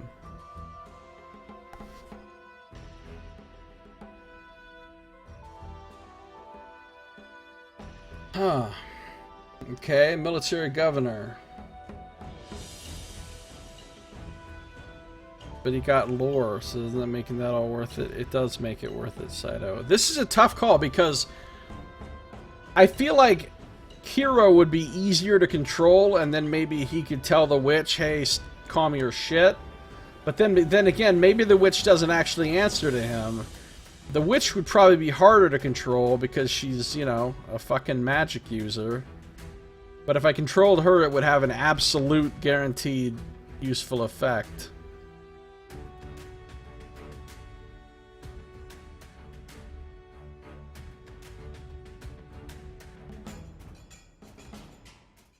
I'm feeling brash. Look, I came here to control the witch, and controlling the witch is what I'll do. Fuck hero.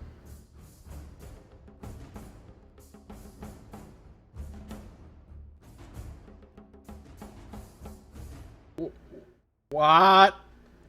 Alright, let's not skip ahead here. Although the witch's attention is concentrated elsewhere, your initial assault on her mind proves unsuccessful. The power of the Chasm Stone protects her. Fucking Chasm Stone.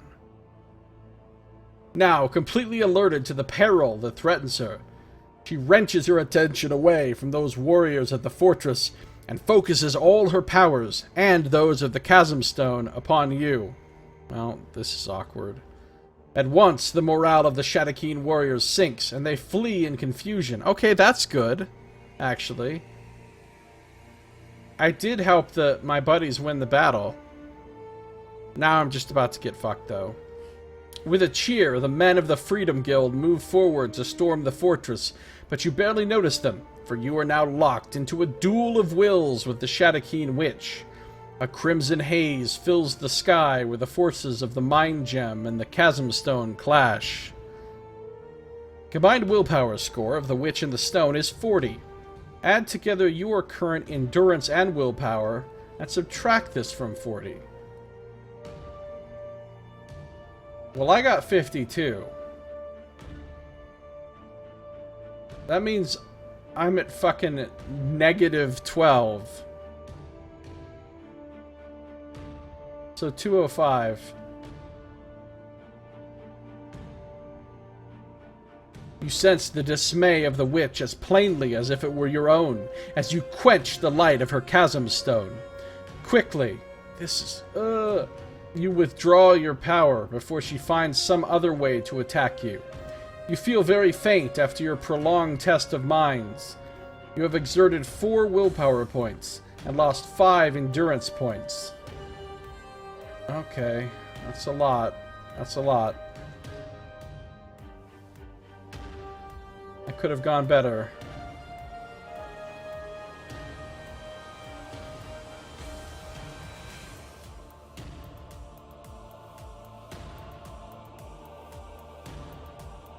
What?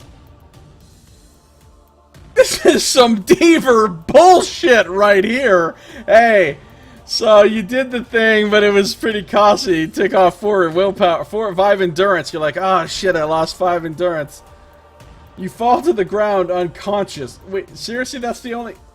You fall to the ground unconscious. Your efforts have tested your body to the limit, and you have lost a further 8 endurance points used to mental and physical exhaustion. Fuck you, the Forbidden City. Dude, no. No. I say no to this. Back up. Backing up. I'm restoring a goddamn quick save.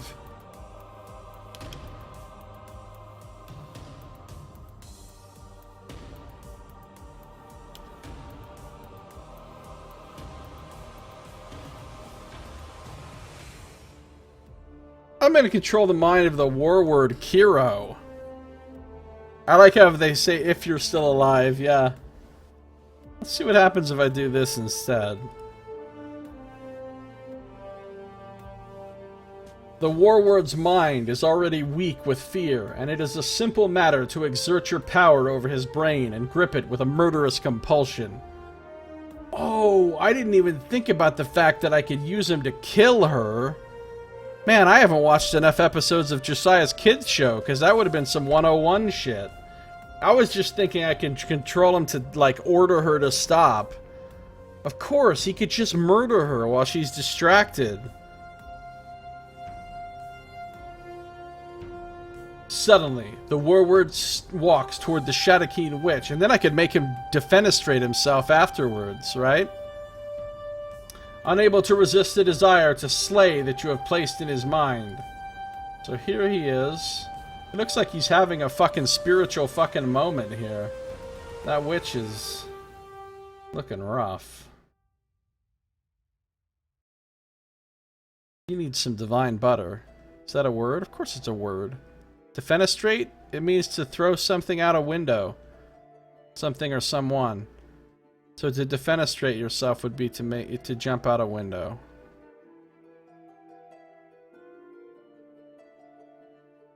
She needs some divine butter. Like the kind that you linked in that email. Before the witch can resist, the war word strangles her to death. Immediately, the light of the chasm stone is extinguished, and the Shadakeen warriors before the fortress falter. With a jubilant cry, Jubilation! The warriors of the Freedom Guild charge forwards. Imagine if you heard like 100 guys all do Jubilation at the same time. It would be amazing.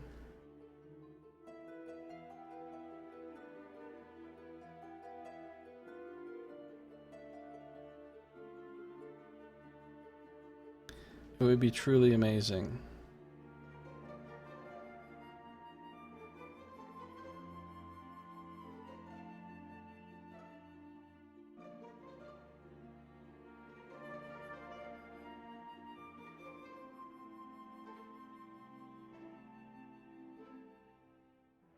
The Jubilation Choir.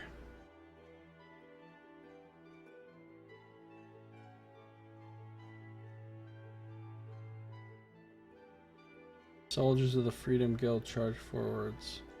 Nice. Thanks, Colo.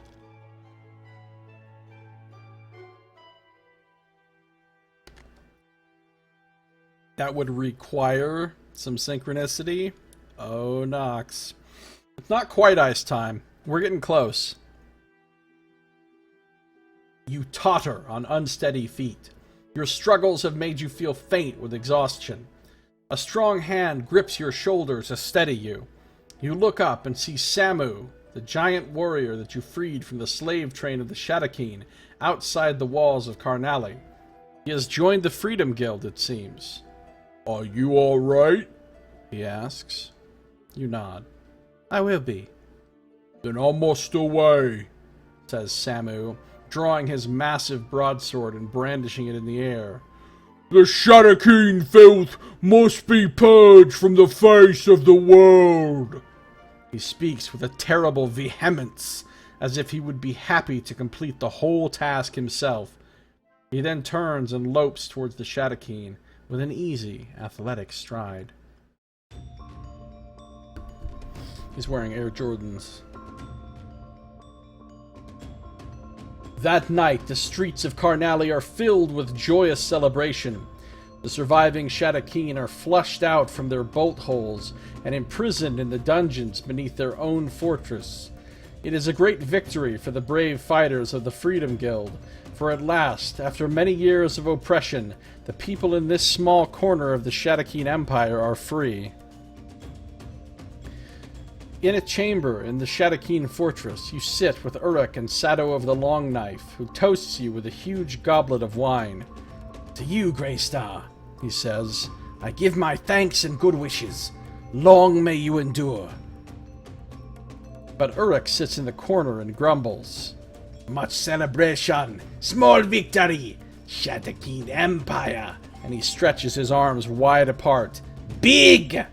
Then, placing his thumb and forefinger together, City of Karnali, small. Uruk is right, you say, but at least this is a beginning. And you smile warmly at Sado. Where will you go now, Grey Star? He asks. West, to the Mountains of Morn, and beyond. Sado gapes. To the Deadlands, he exclaims. But this is folly. None return from there. There is a sickness on the land that kills all, and the Mountains of Morn are impassable. But there must be some way through them, you say, and I will find it. There's only one known pass, Sado continues, but it holds the greatest peril of all. Gyanama, the Forbidden City, the City of the Dead. He shakes his head solemnly. Will you not turn away from this reckless course? You shrug. There is no other way. Uruk's vision leads to Desolation Valley, and my quest takes me there. Sado falls silent, and an uncomfortable quiet follows. Finally, you rise and bid Sado good night, for you intend to leave Carnally the following morning. I had hoped you would remain, Greystar, he says.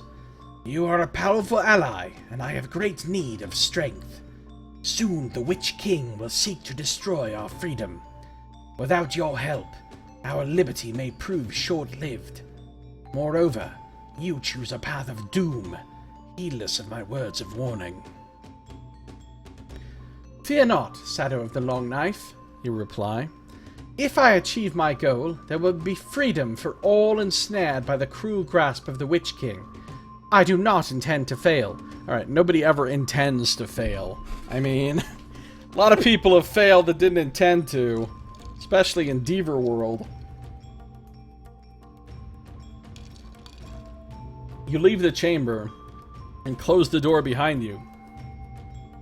Despite your courageous words, a creeping uncertainty is stirring in your heart. Snorts Yurik. Him brave man, but have small mind. He places a finger to his nose. Him see only this far. Young wizard learn quickly. Carry blessing of wise Chianti.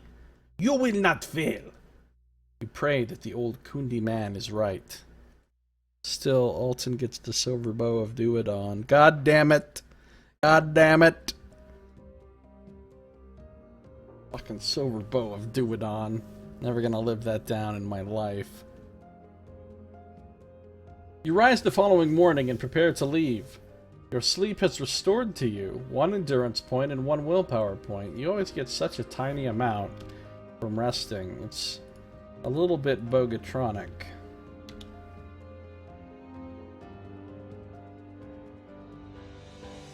Shadow enters your chamber to bid you farewell. I have come to apologize for my harsh words last night, he says. It is not for me to question the way of wizards. I am but a simple soldier. I have brought gifts by way of recompense. He lays before you the following items. Enough food for 5 meals, short sword and sheath.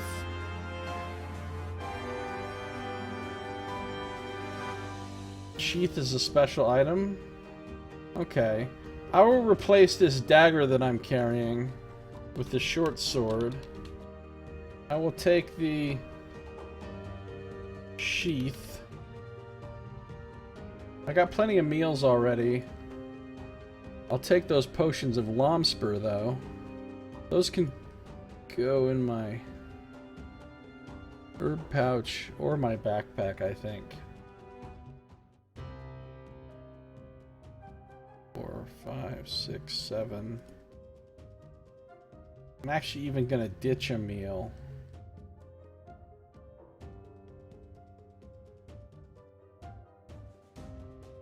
So that I can take 2 potions of Lomspur.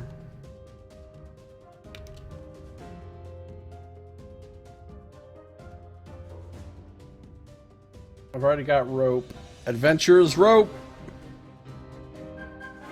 Feast and party and sleeping in a nice bed, you get 1 endurance and 1 willpower. Yeah.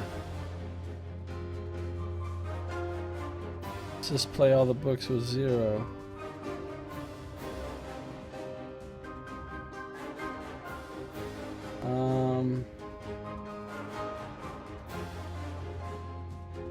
Yeah.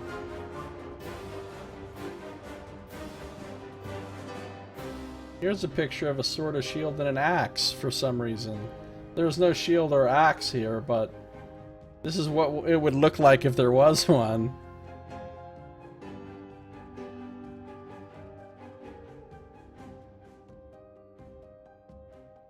You leave the city by the north gate. Here the Suni River and the Belzar River meet. By following the Belzar River west, you will come directly to the Mountains of Morn and the forbidden city of Gyanima. You set off. You have traveled only a short way when you see a tall figure running towards you at great speed. It is Samu, and you stop to wait for him. You go to the mountains? He asks, pointing to the west.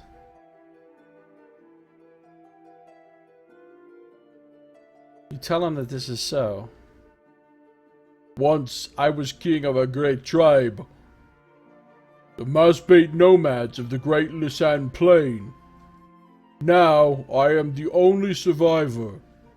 The Witch King saw the end of my people. The Shadakeen fought and hounded us across the plains in their great chariots. Chariot hype. Led by the evil Witch King. Long we resisted him, but what use are swords and spears and brave warriors against the black arts?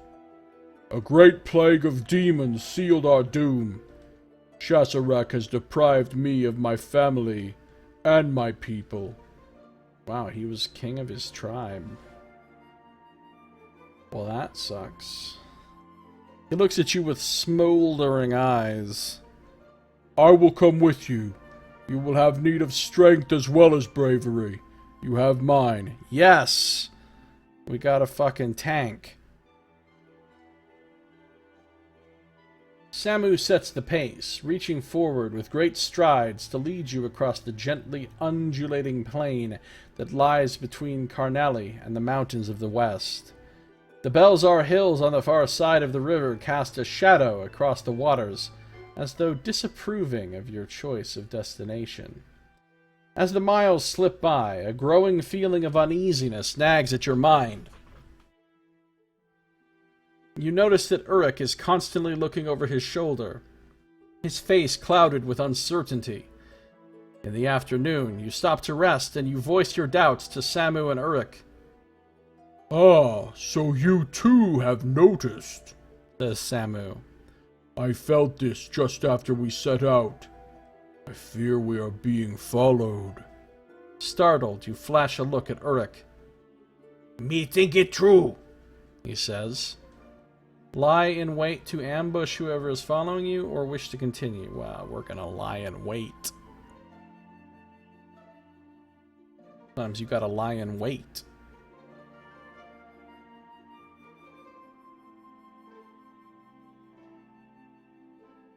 I think we should find out who it is, you say. We'll lay a trap. I am a warrior of the plains, says Samu. This is an easy matter. You make camp and build a huge fire. As soon as you have done this, Samu leaves, telling you not to move from the grove until he returns. Dusk gives way to dark, and you and Uruk grow more and more apprehensive. Suddenly, you hear a strangled cry. Samu, warrior of the plains! Samu's got a little pet chicken named Chi-Ken. Uh-oh. That's Samu? He looks pretty fucking sinister. Samu enters the grove of trees. Held in a headlock and gurgling pleas for release is a scrawny-looking man, dressed in a leather jerkin and bright scarlet breeches. Immediately you recognize him as the thief who tried to steal your money in the cavern of the Freedom Guild. What are you doing here? State your purpose, you say, leaping to your feet. The thief lets out a long gurgle by way of reply. Samu looks scary as F. What are you doing here? You repeat angrily. Samu tightens his grip on the thief's neck. Being strangled, he squawks, clawing desperately at the thick arm around his neck. You give Samu a nod, and the brawny giant releases his grip. The thief collapses to the floor in an untidy heap, choking for breath and rubbing his bruised throat. Uruk chortles with laughter. Fucking Uruk. I'm collecting quite a party here. Get up, you command. The thief staggers to his feet, an indignant expression on his face as he brushes the dust from his clothes. What have you got to say for yourself, thief? You ask. I'm here gave soon, he says, heartily. Was it you who tried to rob me in Karnali? For that oversight I apologize, Master Wizard, he says, barely disguising the smirk on his hawkish face. If I'd known you were bound for the Forbidden City, I would have offered my services at once. How came you by that information? You snap angrily. I listened at the door after Sado sent me out, he replies innocently. See? That's why you don't just tell everybody your damn mission.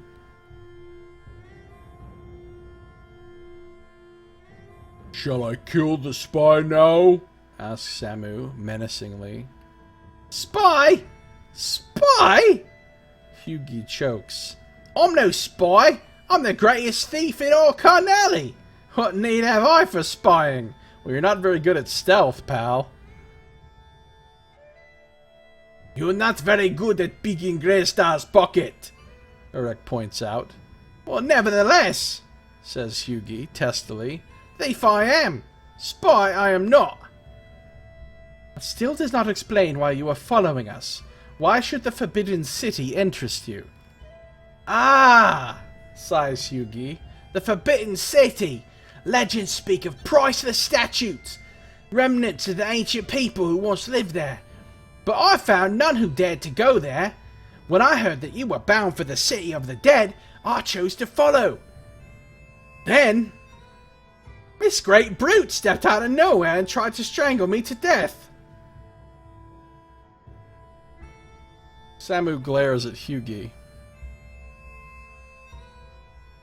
Priceless gems in their eyes, ripe for the plucking.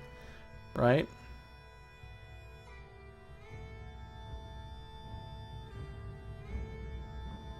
Samu glares at Hughie. Shall I kill him now? Bellows the giant, eagerly. Hughie steps back in alarm. No, wait. Hughie, what do you know of our quest? Whom do you serve? You ask. I know nothing of any quest, and I serve no man but myself. All I ask is that you allow me to accompany you to the Forbidden City. I'm not unskilled in my own small way, he sniffs immodestly. If he is half as good as he thinks, he could be useful, comments Uruk. Yes, and if he is a spy, we daren't let him go. They will not kill a man for the sake of a suspicion. You're coming with us, Hughie. Broadly, the thief begins to smile. And Samu, if he tries to escape, break one of his legs. Samu grins ferociously as Hughie's face drops. So now we have a wizard, a shaman, a fighter, and a thief. We got the 4 food groups of characters. We're covered. At least 2 of these people are going to die. At least 2. Probably all 3. Before going to sleep that night, you must eat a meal or lose 3 endurance points. Okay, I'll eat a meal. 1 meals. The following morning, you continue your journey. Hughie has made no attempt to escape, but he keeps very quiet, especially when Samu is around. See, this is some bullshit.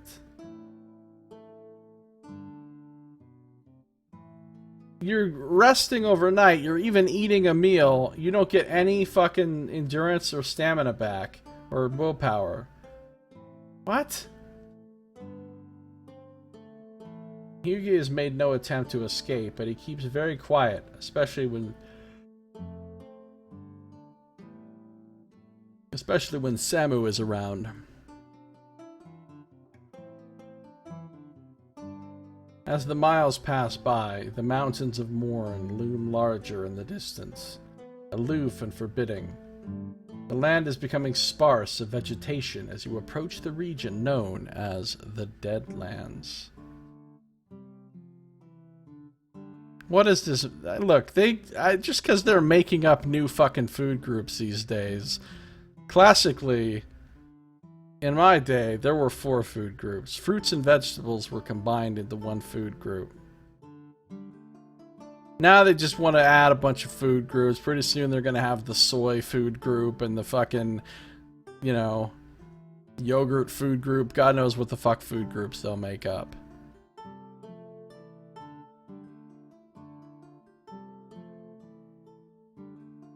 They're full of some bullshit. You know?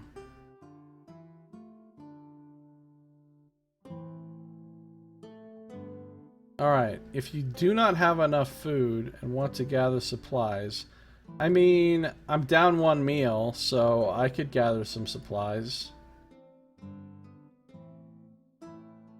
Oh, good. This is gonna go well.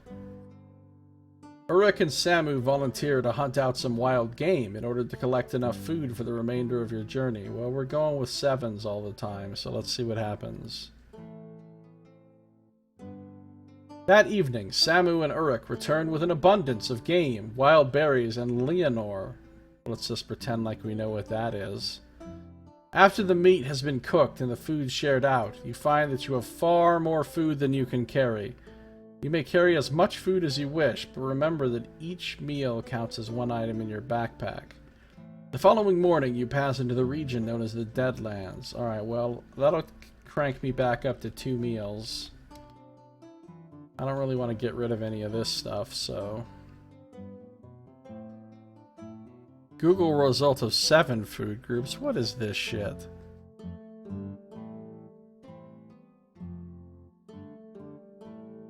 A lot of food groups. Pretty soon legumes will be a food group, and fucking starches will be a food group, and they'll just keep dividing up food groups.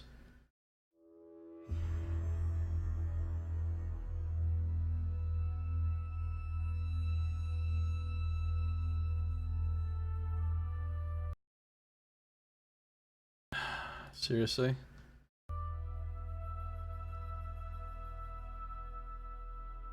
Taco Bell is its own food group. The stark land is silent. No bird sings, no flower grows. The silence is oppressive, and your senses recoil against the evil of the place. You have entered the Deadlands. As you walk, you kick up clouds of ash and dust. Everywhere it is impossibly gray. The very soil has been charred to cinders. How... Breathe into the silence. How in the world did this happen? What could blight the land as utterly as this? Fucking defilers, that's what. You don't know the legend? Asked Hyugi, surprised. You shake your head. Go on, you say, if only for the comfort of another human voice.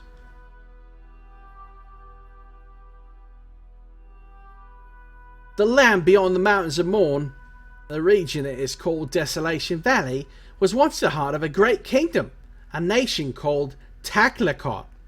One day, a mighty wizard came amongst them, and he brought a great gift, or so they thought. It was a magical stone which harnessed the fire of the sun.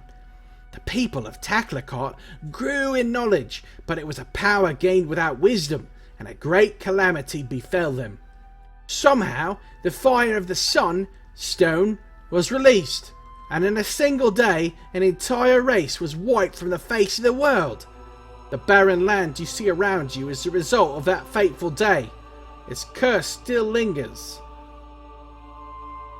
Fucking wizard shit.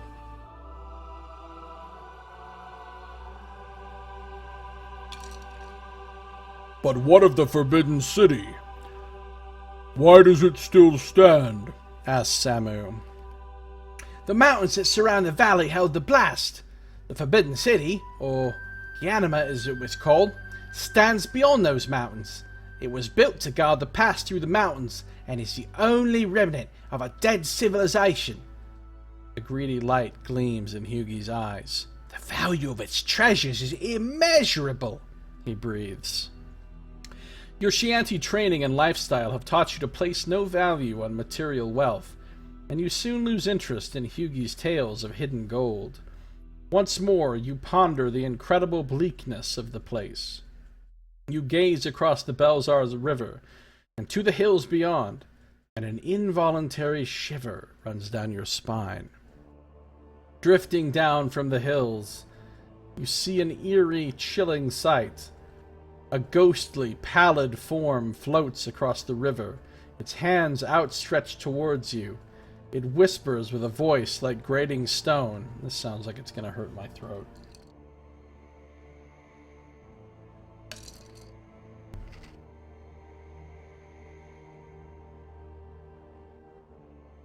What are you talking about, Boss Pie? Well, I have a lot of powers. I could fire a bolt of magical energy. I'm not going to do that. Wait for it to come closer. Alright, let's just see what all of these are. What all of these do. Use sorcery. A shield of sorcery. No. Oh, I could use the mind gem. Or draw the energy of the astral plane and throw it against the creature. If I use elementalism... Elementals are like, fuck you. And it literally does nothing. It just costs you willpower. That is so devered. Why is that? That's not even fair. Yeah. Enchantment also does nothing. Wait, I don't even have evocation, do I? That's the one that I don't have. Okay.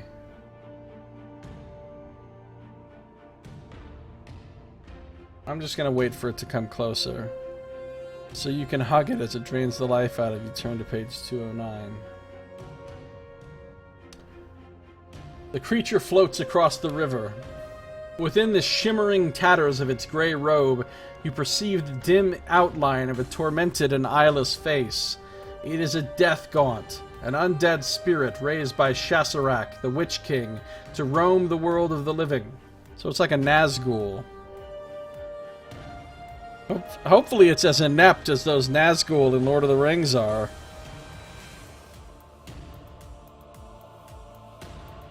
Needs more turn undead.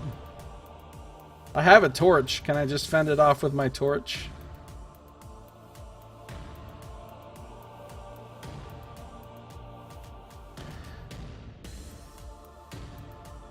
Bravely, Samu charges at the Death Gaunt, launching a flurry of strokes at it with his broadsword. To your dismay, the blade passes through the body of the Death Gaunt, which remains completely unaffected. Nice. Grey Star, the Death Gaunt says in a soft, echoing whisper. I have come for you. It reaches out a transparent hand and lays it on your head. I move my fucking head, DM. An icy chill rushes through your body, and you are instantly drained of 8 endurance points. What is this shit?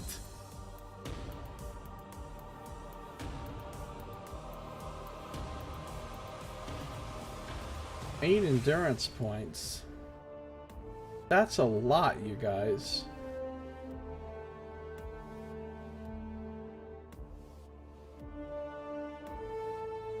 Alright, it's still 10 or higher.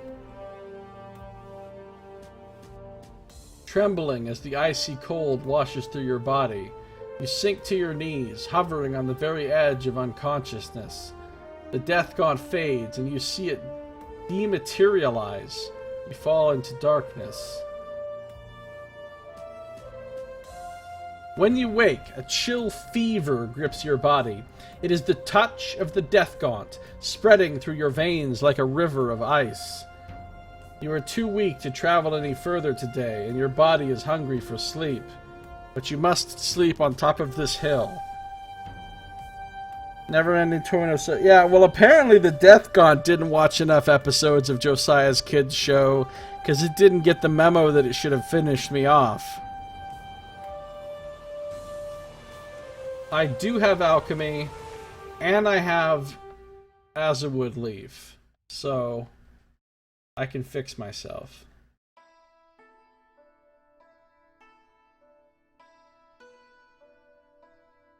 You take out one of the huge leaves and unfold it. Before going to sleep, you soak the leaf in the river and place it on the dying embers of the fire. The smoke of the Azurwood Leaf should, hopefully, prevent the Death Gaunt from approaching. You've used one Azurwood Leaf. Azurwood Leaves.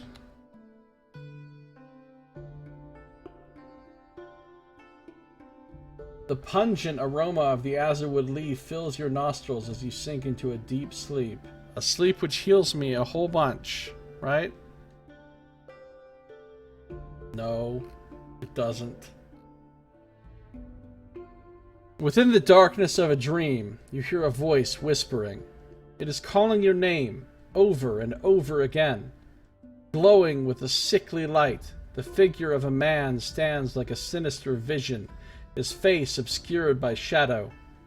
His gray robe is tattered and torn. His long, bony, claw-like fingers are covered by charred black flesh. He points a crooked finger at you. You will fail. Your power does not suffice.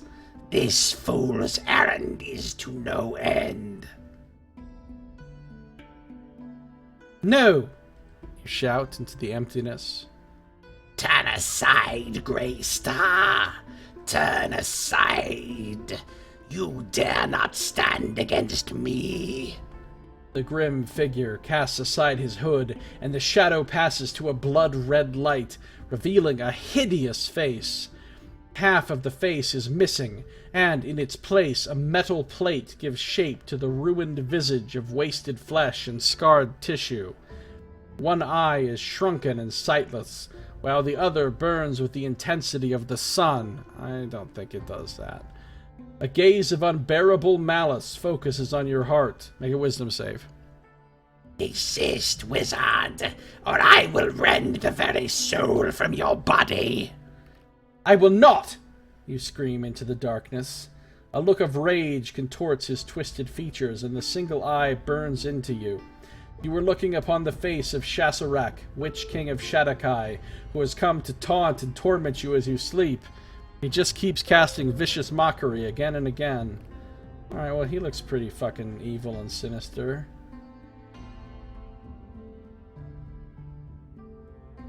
You fear me now, foolish child, and you think that you have mastered fear. I will teach you the true meaning of terror. I will make you yearn for death as if it were your true love. I hope this guy doesn't have too much dialogue, because that's fucking hurting me. Shasarak raises his clawed, decaying hand and clutches his fingers in the air. One willpower point is drawn effortlessly from your body. You wake up screaming. Okay. Here's the deal. When I wake up, I'm fucking drinking one of these potions. Because I don't want to get trapped in one of those, if you have below X endurance, you're fucked. So I'm going to go back up to 21 and knock off one of these potions.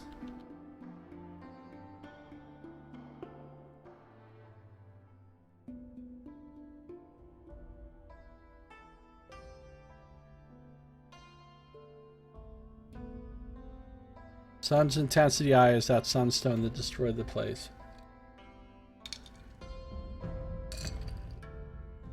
Yeah, maybe it's literally his eye now. Crunchy ice. You know what time it is, guys. You know what time it is. That's right. It's ice time. Ice time. Ice time. Ice time. Ice time. Ice time. It is time for ice. Said it's ice time. Ice time. Ice time. Ice time. Ice time. Ice time. Time for ice. Ice time has been achieved. I return bearing ice. And it's quite nice. It is time for ice. The time of ice. Let me pour myself some more. Ola Ola.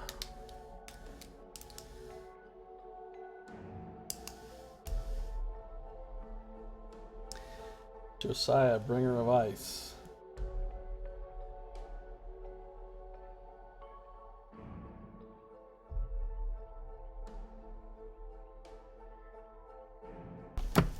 All right.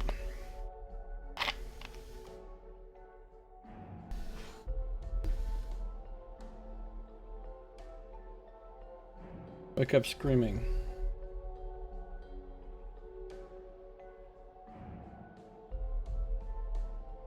It is dawn and you are sweating with fever. Are you fucking serious? Lose 2 endurance points. Fuck it, I'm drinking this other potion.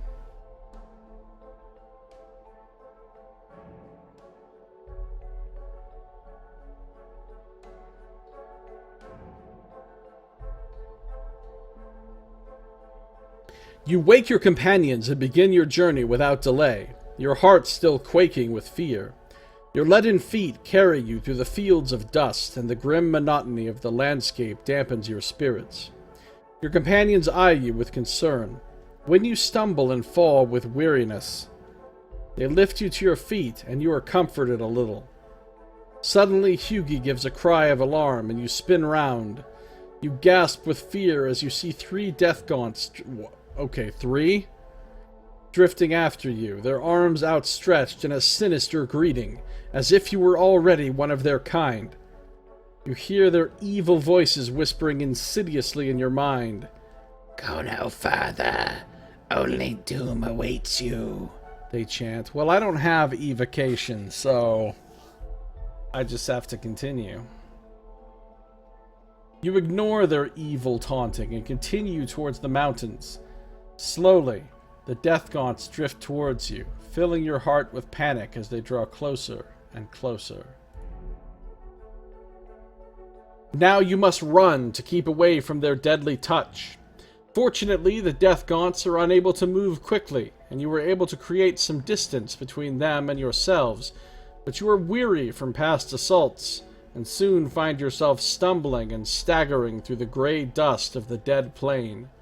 You trip and fall, exhausted, but Samu sweeps you up in his strong arms. Apparently the old man has no problem with, like, full-on running.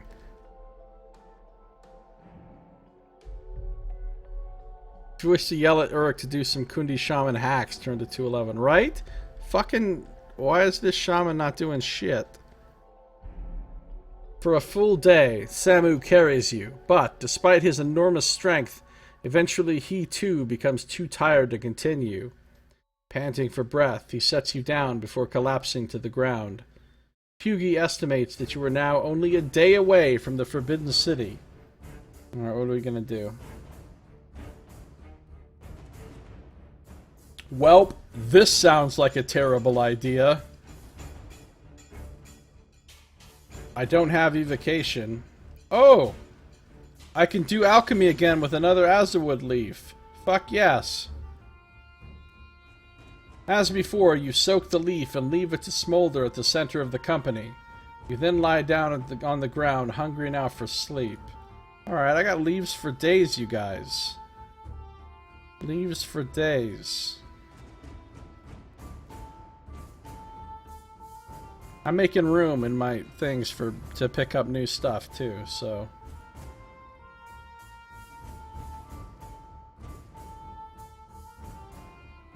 It is a sleep that gives you no rest. What a surprise!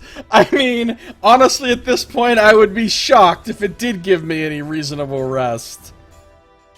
Gripping stabs and pulling. Yeah, weird bardsmanship bird dances. That fucking Uruk. It is a sleep that gives you no rest.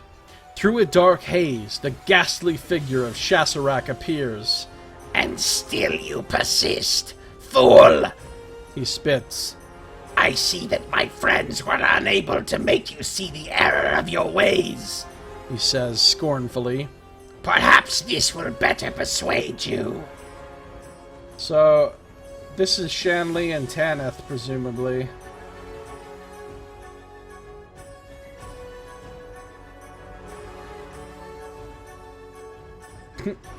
This time you go to sleep and fucking lose endurance and willpower. Haha, fuck you. Welcome to the world of Lone Wolf. With a gesture of his ruined hand, he shows you the vision of a young girl, sobbing, surrounded by a pool of darkness. With a dull ache in your heart, you recognize the girl. It is Tanith, the witch girl who helped you escape from a Shadakeen prison in the port of Soon, and finally leapt to her death to save you. AKA Greystar's first love. Only, really. It's only love. Now, trapped upon another plane, she weeps alone, her eyes wild with fear. Tanith! You call into the void of your dream. Shasarak laughs savagely. She cannot hear you, wizard. No one can hear her now. She is mine to torment as and when I wish. And my imagination knows no limit in the matter of torment. In that field I rule supreme. See, he does have the mote of torment in his eye. The Witch King begins to laugh with malicious glee, relishing Tanith's plight and your misery at witnessing it. Turn aside, Grey Star, or she is lost.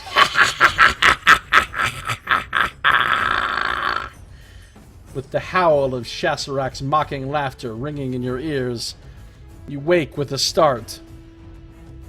You have lost 1 endurance point and 1 willpower point during the night. Okay. Sure I have.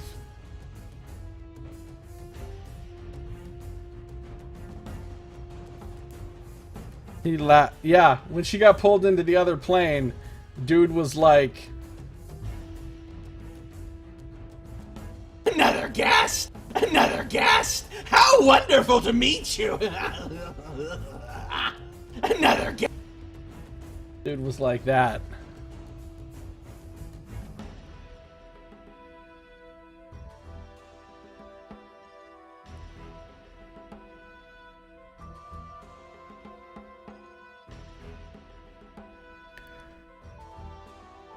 In the gray light of dawn, you trudge towards the Forbidden City, your companions walking silently by your side. Soon you were able to see the outline of the city in the distance. A few more hours and you will be standing before its gates. There is only one solution to the sinking of your heart and the mounting ache that racks your mind. You must complete your quest.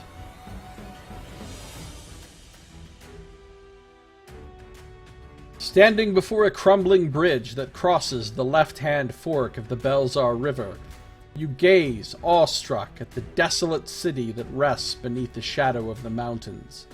In your darkest dreams, you have never known a place so eerie and forbidding. The blackened shards of the city walls reach hauntingly into the sky. Clumps of black weed grow between pieces of crumbling masonry, and the twisted heights of ancient spires and crippled towers point accusingly at the heavens. An awful gloom hangs in the air, and an atmosphere of brooding menace emanates from the heart of the city. That was a good description of the city. This is like someplace in the Shadowfell in D&D. You look at the faces of your brave companions. Uruk's wrinkled face, so often creased with laughter, now set in a frown. The hard countenance of brave Samu, the sundered king, and the angular, hawkish features of Hugi, whose eyes gleam greedily. You notice how pale they look, almost sickly, and a vague disquiet stirs in the back of your mind. You approach the bridge, and Hugi looks at it, his eyes full of doubt. "Is it safe?" you ask. "It's still here for centuries," Hugi answers. The swift-flowing water looks black and uninviting. Okay. I feel like I'm super fucked no matter which of these I do. You know if we cross the bridge it's gonna collapse or some shit. And if you swim... You never ever swim anywhere in these books. Swimming across the river is just, like, I might as well just delete everything off of my sheet. I guess we'll cross the bridge. Hugi examines the bridge closely. After a short spell of deliberation, he turns and says, "Well, it'll bear our weight, but it will be best if we cross one at a time. Who wants to go first?" He steps away, indicating that he has no intention of crossing first. Uruk gives him a disapproving look and steps forward. "I am Gundi, an old man, but do not fear to cross." After scowling at Hugi, he runs across the bridge as fast as his old bones will allow. A cloud of dust falls from the bridge, and a couple of loose stones tumble and fall into the black water below. Me next, says Hughie, running across the bridge with nimble feet before anyone can try to take his place. His light passage makes no impression on the bridge, and he calls across to you and Samu. It's perfectly safe, he says, unhelpfully. Oh, but poor Samu, though. Samu turns to you. I'm the heaviest. You should go next. But fortunately, I have Adventurer's Rope. Adventurer's Rope, I have it.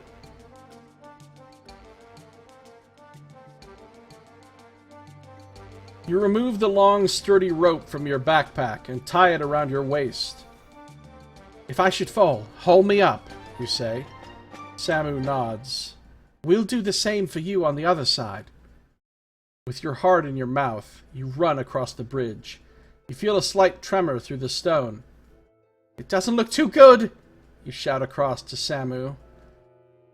He ties his end of the rope around his waist and, gingerly, begins his crossing. He has reached the middle of the bridge when it starts to crumble. Large slabs of stone fall away and Samu is forced to run. But he is too late. The bridge collapses at the center and Samu disappears. Although Hughie and Uruk have a tight hold of the rope, Samu's great bulk, plus the downward pull of his fall, snatches it from their hands. You are dragged forward. The rope is still tied around your waist. Alright, this was a shit plan. Why wasn't it tied around all of us? Why weren't we, like, bracing ourselves on, you know, something solid?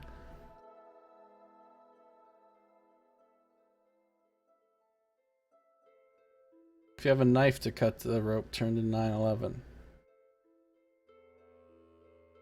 Well, my endurance, fortunately, is 12 or higher, so... You are wrenched towards the very edge of the falling bridge. Helplessly, Samu dangles at the end of the rope, looking at the fast-moving waters of the Belzar. I can't hold it! You shout in a strained voice to Uruk and Hughie. They start forward, but as they step onto the bridge, bricks and stones fall into the river at an alarming rate. Stop! You scream. Or we're all doomed! Before anyone can act, the strain on the rope is suddenly released and you fall backwards. Samu, seeing your plight, has cut the rope with his sword, allowing himself to fall into the running water. No! Not Samu! Not Samu! Oh, that's not no. Well, we'll play it anyway.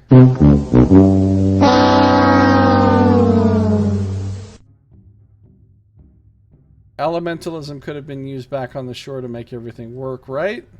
But no, we didn't get that option, because the DM is railroading us into losing a companion. Horrified, you watch as Samu struggles against the current. Then he is gone. There is no trace. Gresta! Uruk shouts. Come away! The bridge! Eyes blurred with tears, you stagger away from the bridge. Too numb to speak, the three of you walk towards the gate of the Forbidden City. God damn it. He was my favorite party member. Now he's gone. Alright, hold on. I'm going to stick with this outcome, but I just want to see what happens if you try to swim. You try to swim, bad shit happens. Samu still dies.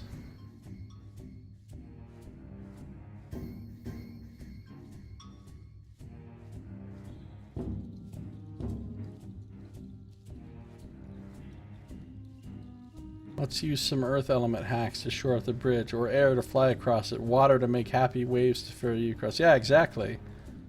Could have done any of that stuff. You come to the remains of an elaborate archway carved into the city wall. The gate collapsed long ago, and the street beyond is bleak and deserted. You take a deep breath and start forward. You have taken one step when a voice cries out, "Who goes there?" The head and shoulders of a bony old man pop through a window high above the shattered gate. He regards you suspiciously with wild, bloodshot eyes.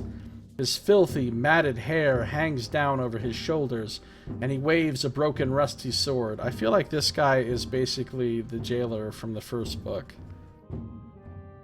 If you'd done that, you'd have all starved to death because Samu ate more than his share. Maybe. But Samu was a good hunter. He went out and caught, like, all the food that we could possibly eat.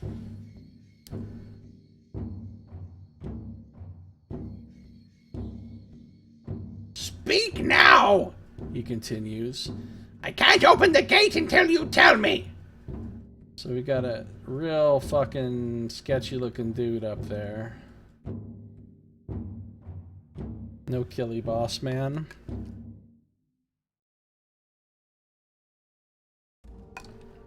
So far that thief guy is completely fucking useless. I wish he would have fell.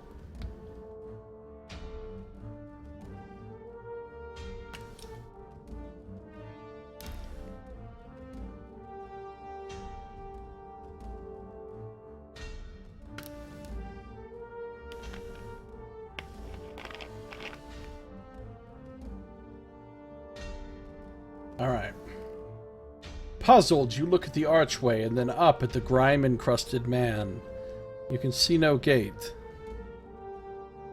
Learn to save. What are you playing, son? A guy who kind of looks like the leader of the Bullet Farm from Fury Road. Yeah, kinda. Kinda does.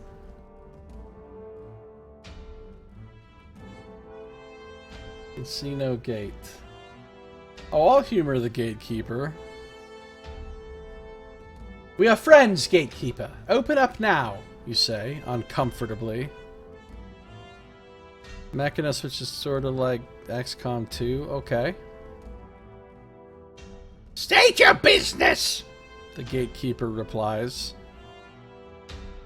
We are merchants, continues Hughie, taking up the charade. Here to trade our silks for the rich treasures of Guianima. We also have the finest hay in the Deerwood. Total Warhammer 2. First I didn't save, then I didn't save. You know what you should do, son? You should save. What's the password? The gatekeeper snaps. You can't come in if you don't know the password.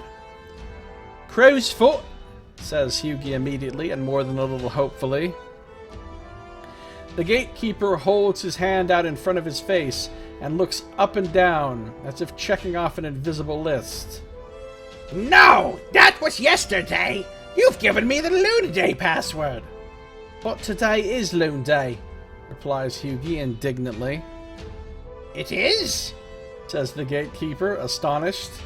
Mutely, all three of you nod your heads.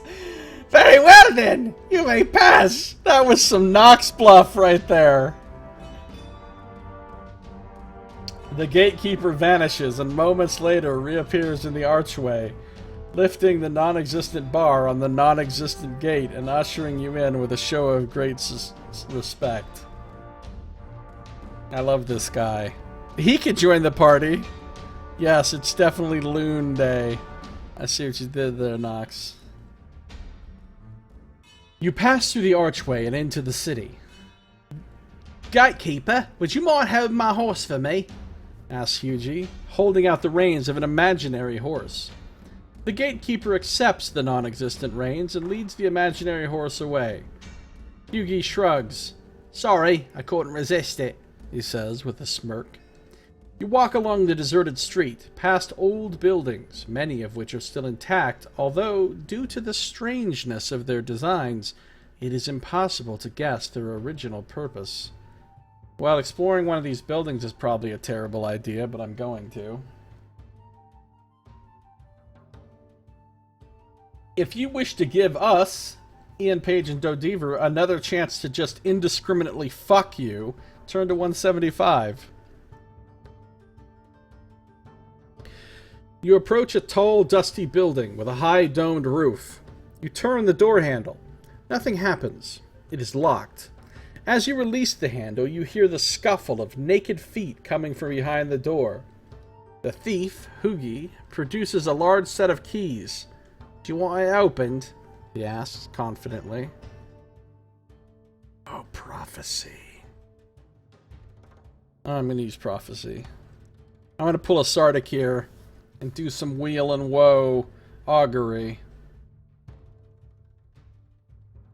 At the cost of 1 willpower point, you concentrate on the future.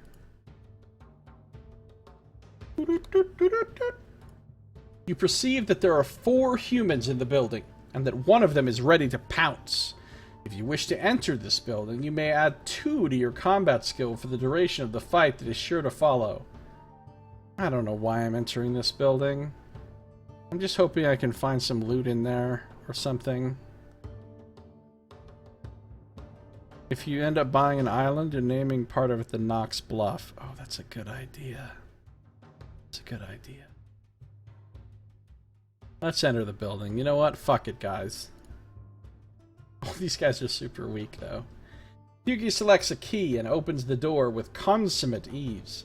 The room is full of shadows, but as your eyes adjust to the light, you see a huddle of people crouched in the corner.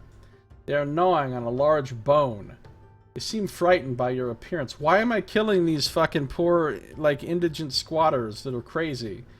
Suddenly, the largest of them stands, screams a frantic cry, and runs straight at you. Okay, I guess that's why. Alright, with a combat skill of 14, my combat skill is currently increased by 2, that's 21. That is a ratio of 7. And if I'm rolling 7s, I'm going to be doing 14 damage and taking no damage automatically. Now, what if I don't use my staff? If I don't use my staff, I get a -6, which means we'd have a ratio of 1. Which means I would take some damage if I don't use my staff.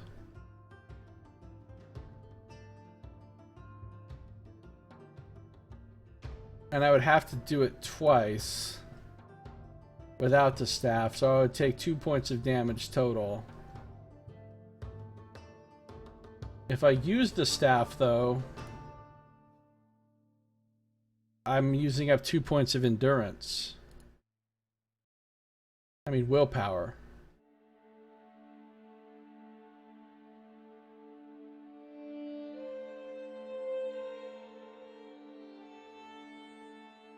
So maybe I'll use the staff once, and then finish him off with just fisticuffs without using the staff.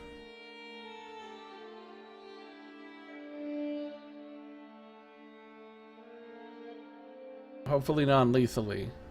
Short sword of cuffs.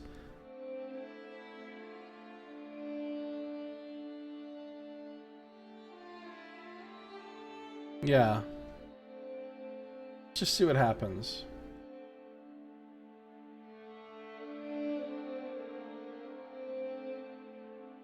At the sight of your wizard's staff and in the light of the damage it has inflicted on their fellows, the wild men rise up in fear and make a run for the door. I'm gonna let them go. This is the opposite of what you should do on Josiah's kids show, but I don't feel like they're a significant enough threat to me, and I feel sorry for them.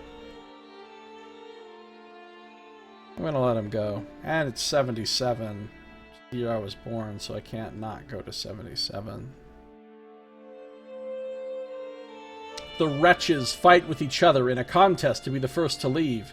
Once they have slain one of their kind, holy shit, they rush through the door. Outside, this is some Lord of the Flies shit. Outside, the street is now full of wretches, and you scour the room to try to find another exit. And also loot, please. Loot, please. You discover a small door at the far end of the hall, which opens onto a narrow alley. A loud banging warns you that the wretches are attempting to break down the door of the hall. What, they want to come back? I'm gonna enter the alley, I guess. Suddenly wretch zombie apocalypse. Soon you are lost in a maze of alleys and side streets, all lined with small buildings. Above are a confusion of crisscrossing walkways. Climb a wooden stair. Enter a dwelling. I'll enter a dwelling. Fuck. You throw open the nearest door and enter the building, which, after a quick search, proves to be empty. As you start to leave, Uruk shouts a warning, but it is too late.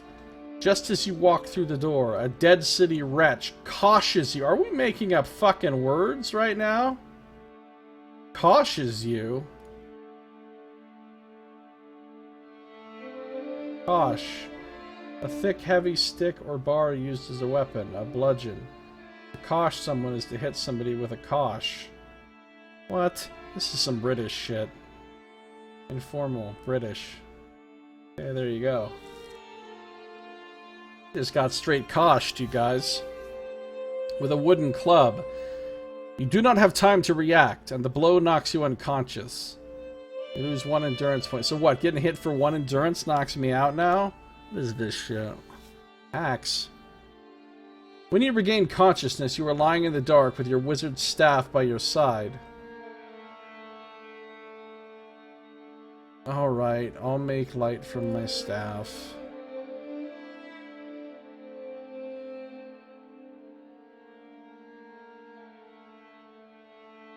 You cause the tip of your staff to emit a dim glow that illuminates the interior of your prison. You are in a large, low-ceilinged chamber, littered with shards of fallen masonry. Uruk and Hugi lie in a far corner. They both remain silent. It's not like you have a torch. Right, Nox? It's not like I have a torch and a tinder box to light that torch. I've been carrying these fucking things around. But it's sorry, DM's like, sorry, it's too dark to light the torch with the tinder box. It's just a very specific level of dark. They both remain silent. What use are words now? Alright, it cost me a willpower point. You curse your bad luck. You are sure that some wizardry is required to free you from this prison, but you are weak and still have to reach Desolation Valley. It is sure to hold other dangers for you. You are suddenly distracted from this moody introspection by the sound of shouting voices and the noise of a struggle coming from above. Suddenly, the door of the chamber is thrown open. Looking down on you is the figure of Samu, smiling broadly, sword in hand. How? You cry in disbelief. Yay, Samu's back! Samu, Samu, Samu. Jubilation! The river carried me downstream before I was able to resist its current, says Samu. I've been looking for you everywhere. Luckily for you, I was nearby when the wretches of this city caught you. I saw them bring you to this crypt. Wait a moment. Swiftly he turns and slashes at a wretch who is trying to drag him away from the door.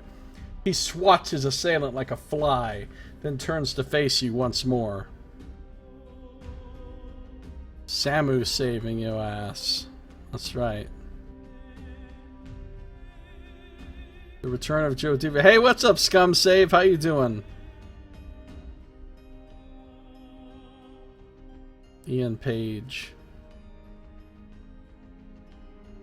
Come, we must hurry. Yay, Samu returns. Looking like a badass. Chopping up fucking squatters like it ain't no thing. Speaking of squatters, tomorrow at 10 a.m. Pacific time, we'll be running the next session of The Lost, the Broken, the Defiant. Are you the guy in the comments of the last book on YouTube? Samu, Warrior of the Plains. He pulls each of you out in turn and stops to deliver a kick at 2 wretches blocking a doorway that leads from the crypt. This way, he says, indicating a narrow passage that leads upwards. These creatures seem reluctant to travel this passage. They will not follow, I think. Well, what does that tell you about what's going to be up this passage? If they don't want to go this way, that means there's a horrible monster this way. You run down the passage as fast as you can, with Samu protecting the rear. At the end of the passage is a heavy door. Uruk swings it open, and you all dash through.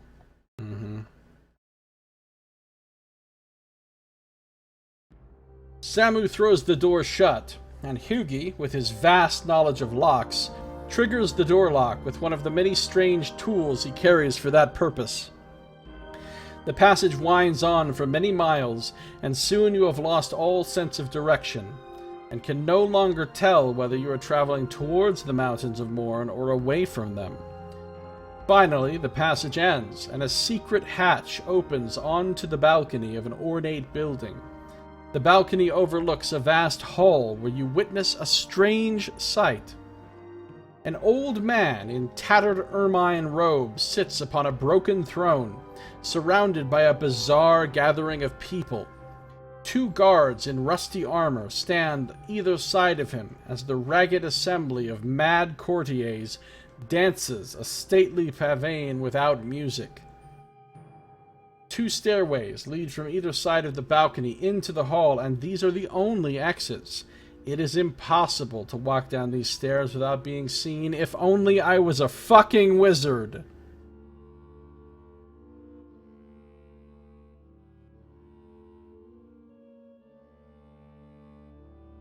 Alright. Try to find... No, we're just gonna casually stride down the stairs. Deathcont Lounge is at the end of this pass. Yeah. Local 458 Deathcont's union. Alright, here we go. We're casually striding. You descend the stairway with as much dignity as you can muster. The dancers continue, as if your appearance were the most natural thing in the world. The old man gets to his feet and waves a regal hand. "Welcome, friends, welcome," he says. "Your arrival is most timely. The banquet is about to begin. Pray, tell me your names." His mad, red-rimmed eyes glint dangerously. Oh, we're gonna continue with our bluff. Nox bluff. It is I, King of the Crazy Ruin Dwellers.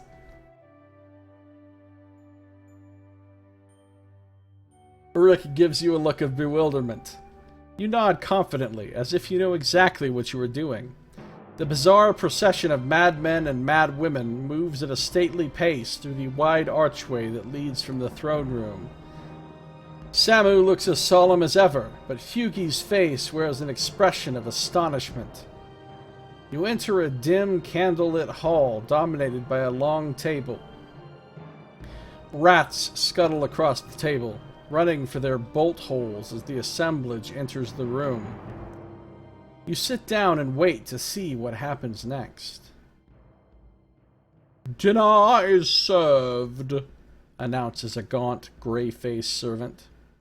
A limping, squeaking, 3-wheeled table, 3-wheeled trolley is pushed into the room. At the far end of the table, the deranged king moistens his lips with his coated tongue and tucks the tablecloth into the top of his torn silk shirt. The tarnished silver dish is uncovered, and a wave of revulsion churns your stomach. On the silver platter is a hideous array of human limbs. Okay, that's not great. Look at him. This guy looks ready to eat.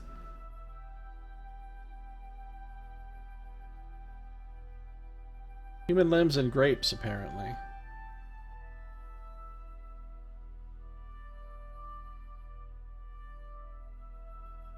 The king stands up, brandishing a rusty carving knife. "Would you like an arm or a leg?" he inquires innocently. I can accept and do some cannibalism? What? This is some fucking Chapel of Lights shit.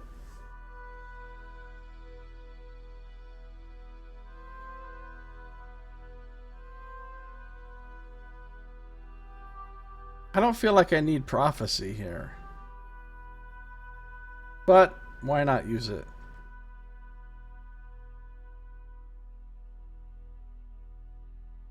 You concentrate your mind on the events of the near future at a cost of 1 willpower point. If you do not accept the king's offer, he will have you killed. Your vision extends no further than this. Well, yeah, that's kind of obvious. Kind of obvious. With a weak smile, you thank the king. Either, you say, with a gulp of dismay. As the nightmare banquet continues, you and your companions watch with mounting horror as the court feasts on human flesh. We have to get out of here, whispers Hughie, his face tinged with green. Having dined to satiety, the king rises.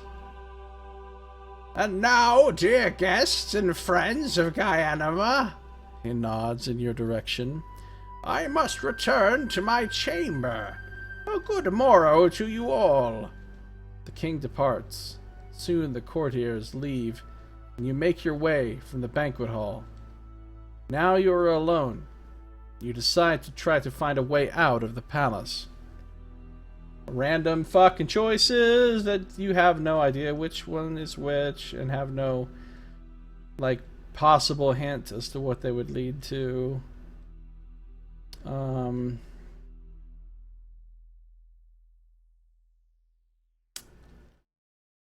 Welp.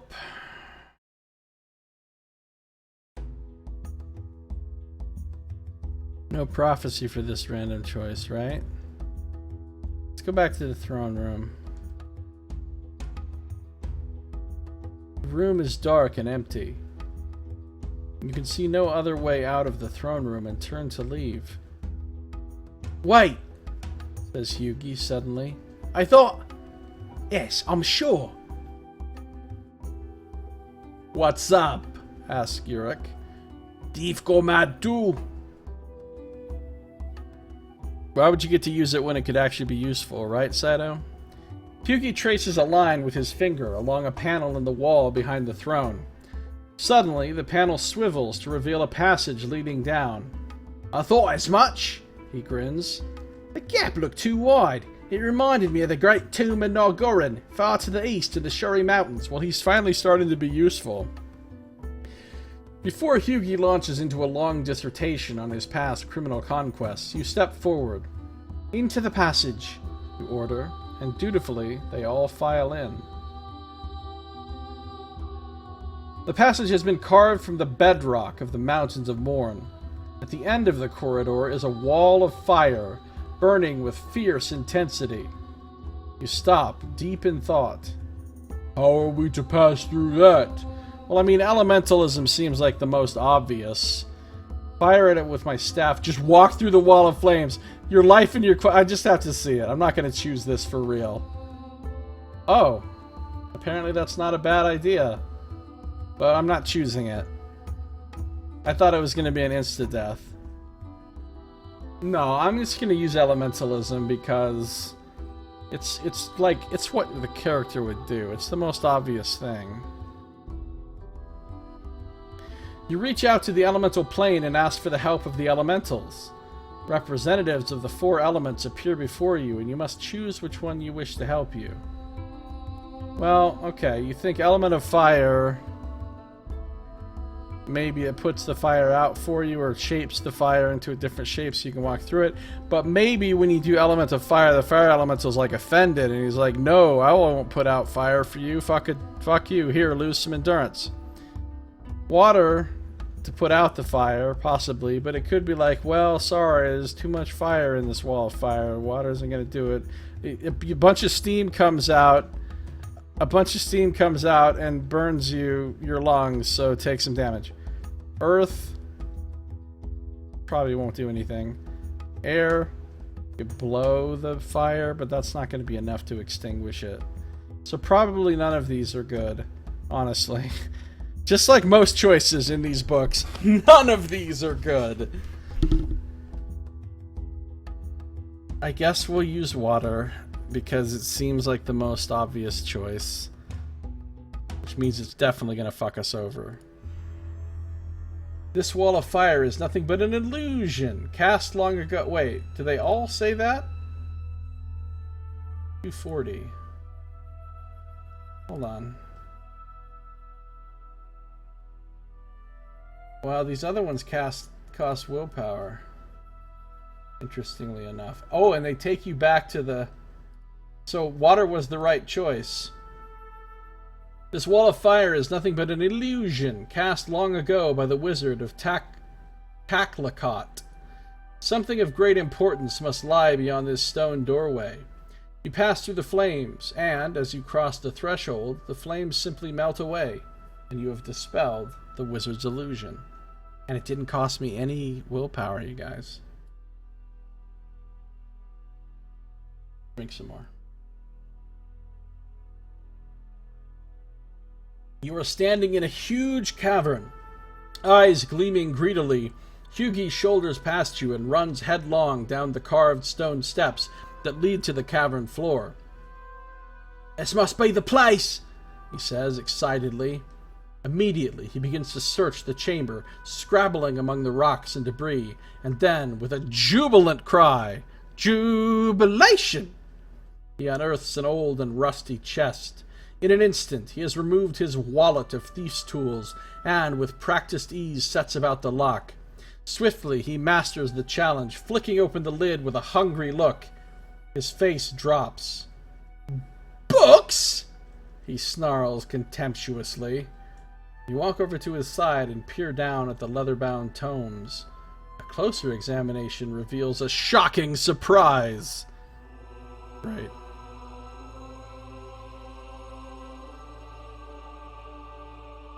The cover of the tome is emblazoned with a Chianti rune. A deep dread stirs in your heart as you slowly translate the meaning of the symbol. Shasarak. This symbol can mean but one thing. Your mortal enemy, Shasarak the Witch King, is a Chianti master. Dun dun dun! Well, of course he is. Would he be able to master the challenge of the adamantine lock slate bag? I doubt it. I doubt it. Of course I'm going to keep the book, even though it's a backpack item. At the bottom of the chest you notice a slender black rod with the rune of Shasarak upon its silver tip. I feel like one of these items, or both, is going to fuck me for having it. But I'm still going to take them.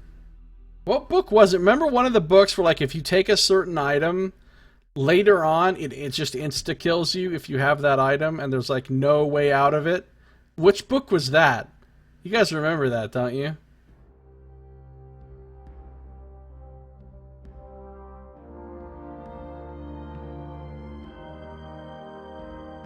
Alright.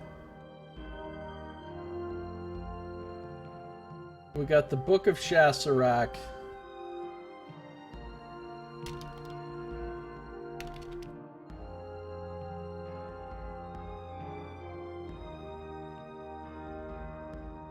And we got the Black Rod.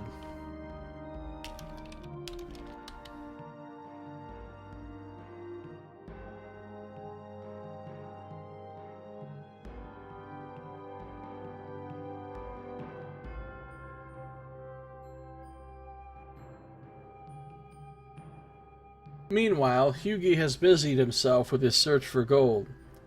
"No gold? Nothing," he blubbers. "Come now, we have no time for this, Hughie. Is there another way out of here?" Disgruntled by the lack of treasure, Hughie ambles to the far side of the cavern and points to an outcrop of rough-hewn granite. "Here's a door," he says. "Boy, it's magic locked. A problem for you to solve, eh, wizard?" Do I want to use sorcery and 3 or more willpower points? No. If I don't have any willpower points, we're fucked. Prophecy. Fuck prophecy. Prophecy is such a jank-ass power. I'm gonna use psychomancy, which is my new power.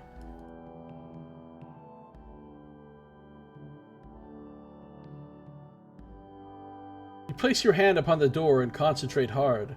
The key that opens the door is the black rod. I mean, couldn't I have just tried using the black rod before doing this? The use of this magical power has cost you 1 willpower point. Of course it has. Alright. You want to use the black rod to open the magic lock door? Yes.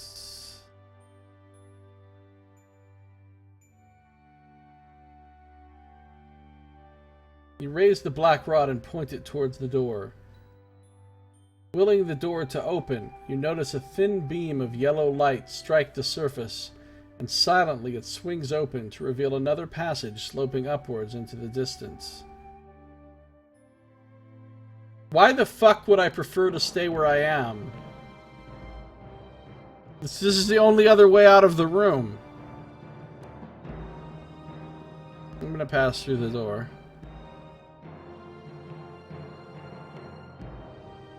You climb the steeply sloping passage. An hour passes, and Uruk begins to sniff the air. "Shadow gate drawing near," he says. You increase your pace to match the quickening beat of your heart. At last, the passage opens onto a small circular cavern. Exits lead north, east, and west. Alright, finally I can use prophecy to give me some kind of hint between identical fucking passages. Well, actually, I could look at the map and be like, well, we know we need to be heading northwest in general. So at that point, well, then is it north or west, though? Alright, prophecy. Another willpower point down.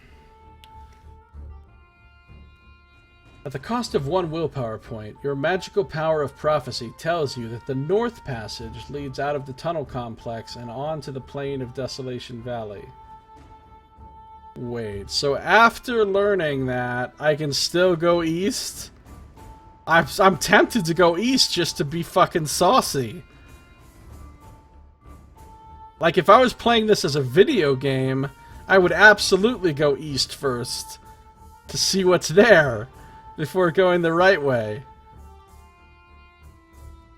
But, like, in a book like this, that seems like a terrible idea. But then again, if I go east, I could find some item that would help me later.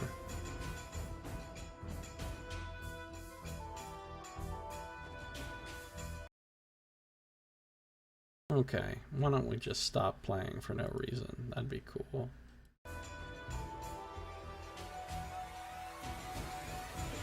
Lick the walls. You know what? Fuck it, I'm going east! I'm going east, you guys! You follow the dingy passage as it wends its way through the slate-gray rock. Soon you reach a wider cavern where the ceiling is much higher. In the faint glow of a swarm of mine flies, you make out a staircase that ascends to the surface. Shafts of moonlight shine down the stairwell, twinkling on the wet stone steps. By the stairs, you notice a large sack propped against the wall. Slate gray stone sack. Here we go. Wish to examine the sack. Checking the hashtag sack value. I did find something special. You tip the contents of the sack onto the rough stone floor. The moonlight illuminates a grisly assortment of bones and skulls. Hughie wanders over to your side, his curiosity aroused by the promise of plunder. He kicks the tangle of bones and uncovers a small velvet pouch. Eagerly, he snatches the bag to his chest and rips open the drawstring. The little sack contains 5 nobles and a gold tooth.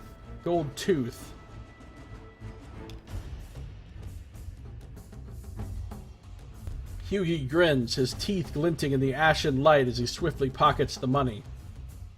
He offers the gold tooth to you as your share of the loot.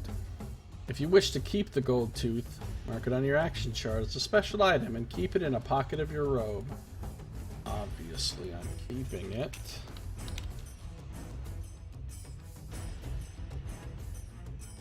The others are getting restless. They are eager to reach the surface. Without further delay, you lead them up the stairs. Cautiously, you ascend the staircase, taking care not to slip on the slimy steps.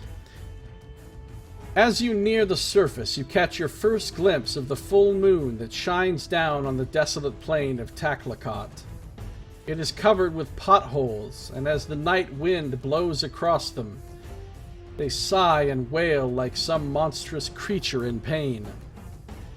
How long has the full moon been shining? You ask Uruk. Me know not, he says, shrugging his shoulders. Once more you push on across the moonlit valley, taking pains to avoid the many fissures and holes that crack the surface. I fear the Shadow Gate, says Uruk suddenly. It's below the ground. At that moment, there is a long, baleful cry, and a gruesome sight emerges from the shadow of a crevice. A snake-like creature, its body is bone-white and skeletal. Screeworm, breathes Hugi, his voice shaking with fear. I'm gonna try to evade this. You turn and run across the plain, half dragging Uruk along with you. Where is it? You cry, desperately. Yeah, me know not. What kind of shaman are you? Down, below our feet. I can feel it, but cannot see it. The Screeworm slithers towards you, and Samu battles the monster. Oh shit, we're not gonna sacrifice Samu! Samu battles the monster as it tries to coil around him. I gotta help Samu, you guys. Staff raised above your head, you wait for your chance to strike. Samu's defense against the Screeworm is a dizzying blur of sword strokes. The worm's attack weakens, and as it does, you strike out with the might of your staff. A bolt of power shudders through the fearful creature as its body tenses before flopping lifelessly to the ground. Disdainfully, Samu gives the carcass a kick, and the creature disappears through one of the potholes that litter the desolate plain. What? Fuck you, footnote! Telling me to deduct a willpower point? The text doesn't tell me to deduct it. Fine. I'll deduct a damn willpower point. Fucking footnotes. Taking my willpower. Getting devered even by the people who did the footnotes. I'm not going to use a seed for 1 point.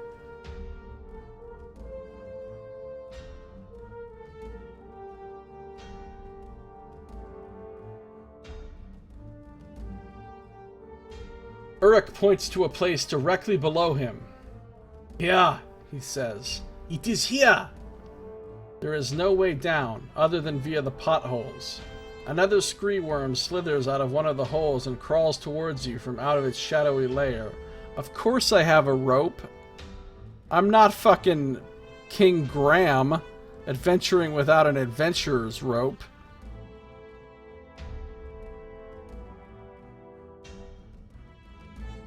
You call over to Samu. Guard this entrance, you say.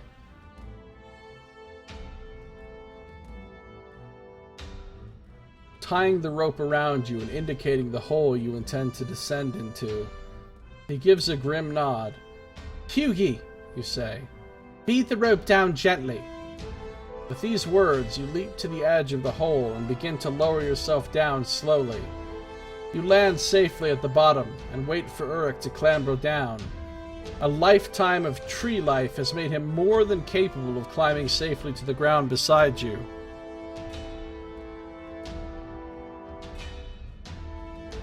Gumpa died? What?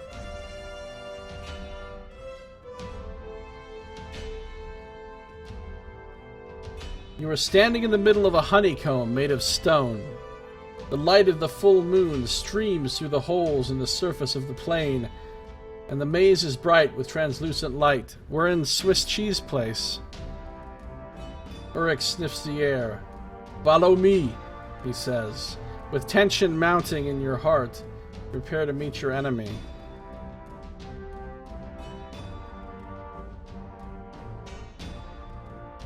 There, says Uruk, pointing.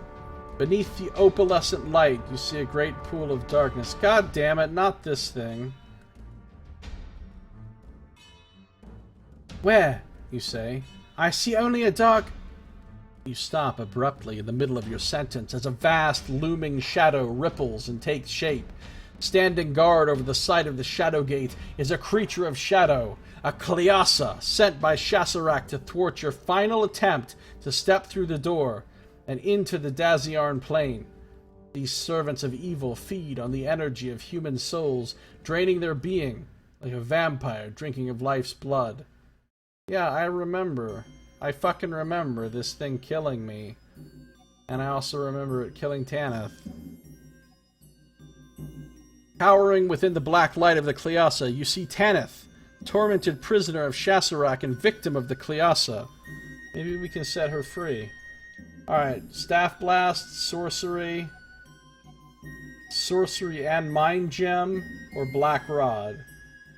Well, I mean, the Black Rod seems like the least costly endeavor. Let's try the Black Rod. I have a feeling we're going to be coming back to 272 after some horrible failures.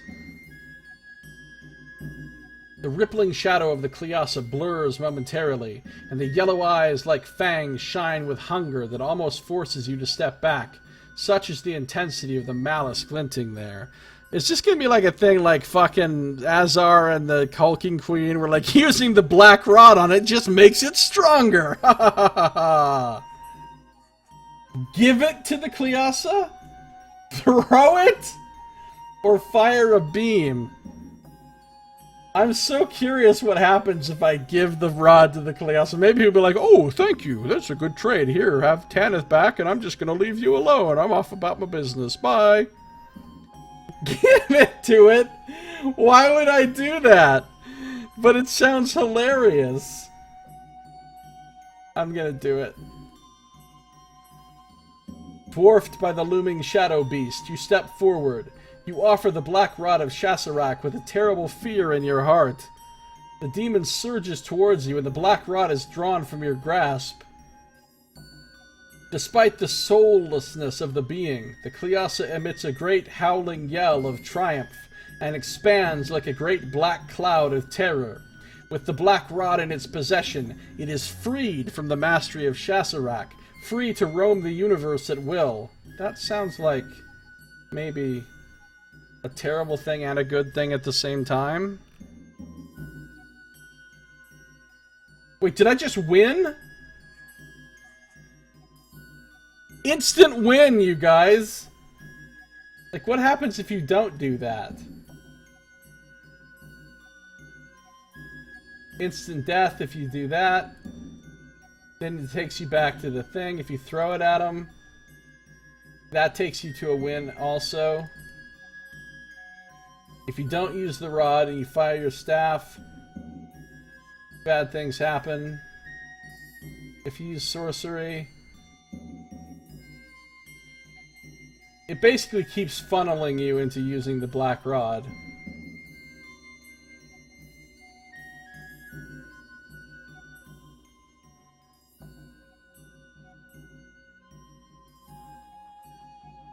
You pretty much have to use the Black Rod. There's a lot of illusion of choice right here. As the Cleasa soars up into the air, its shape extended like a great bat's wing, the Shadow Gate truly appears before you. A great gray arch, a window to other worlds filled with formless mists and nightmare glimpses. Tanith stands before you on the other side of the threshold, and without hesitation, you step through. So we get to reunite with Tanith? That'd be cool. Your further journeys in the Daziarn Plain will be chronicled in Book 3 of the Grey Star series, entitled Beyond the Nightmare Gate.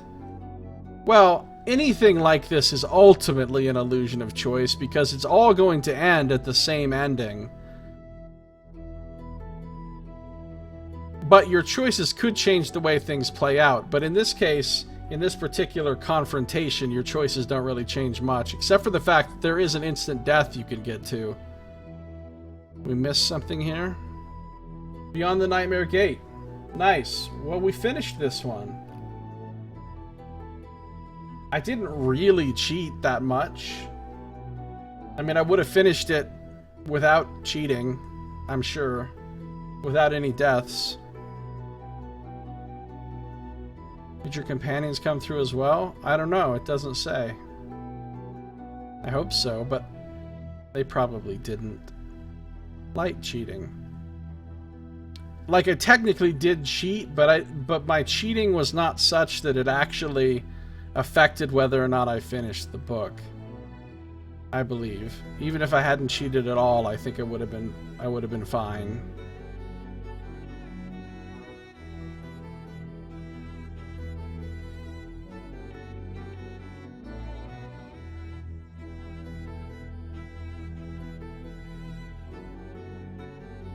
Beyond the Nightmare Gate. Here's what I'm curious about. I go forward here. Yeah, keep going forward.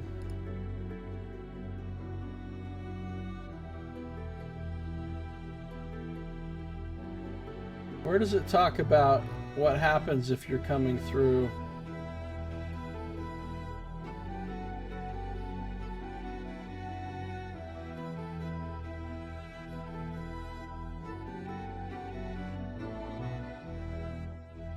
Oh, I see.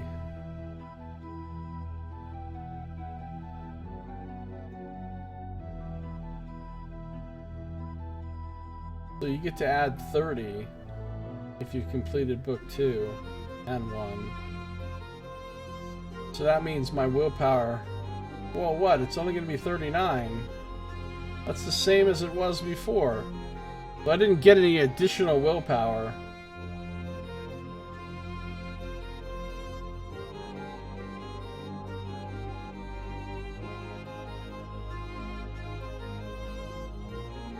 I was just curious to see if it says something like, if you completed the last book, you have to keep your endurance and willpower exactly as they were at the end of the last book or whatever.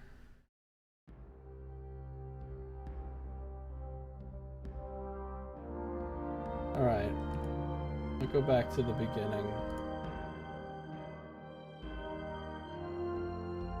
Cool.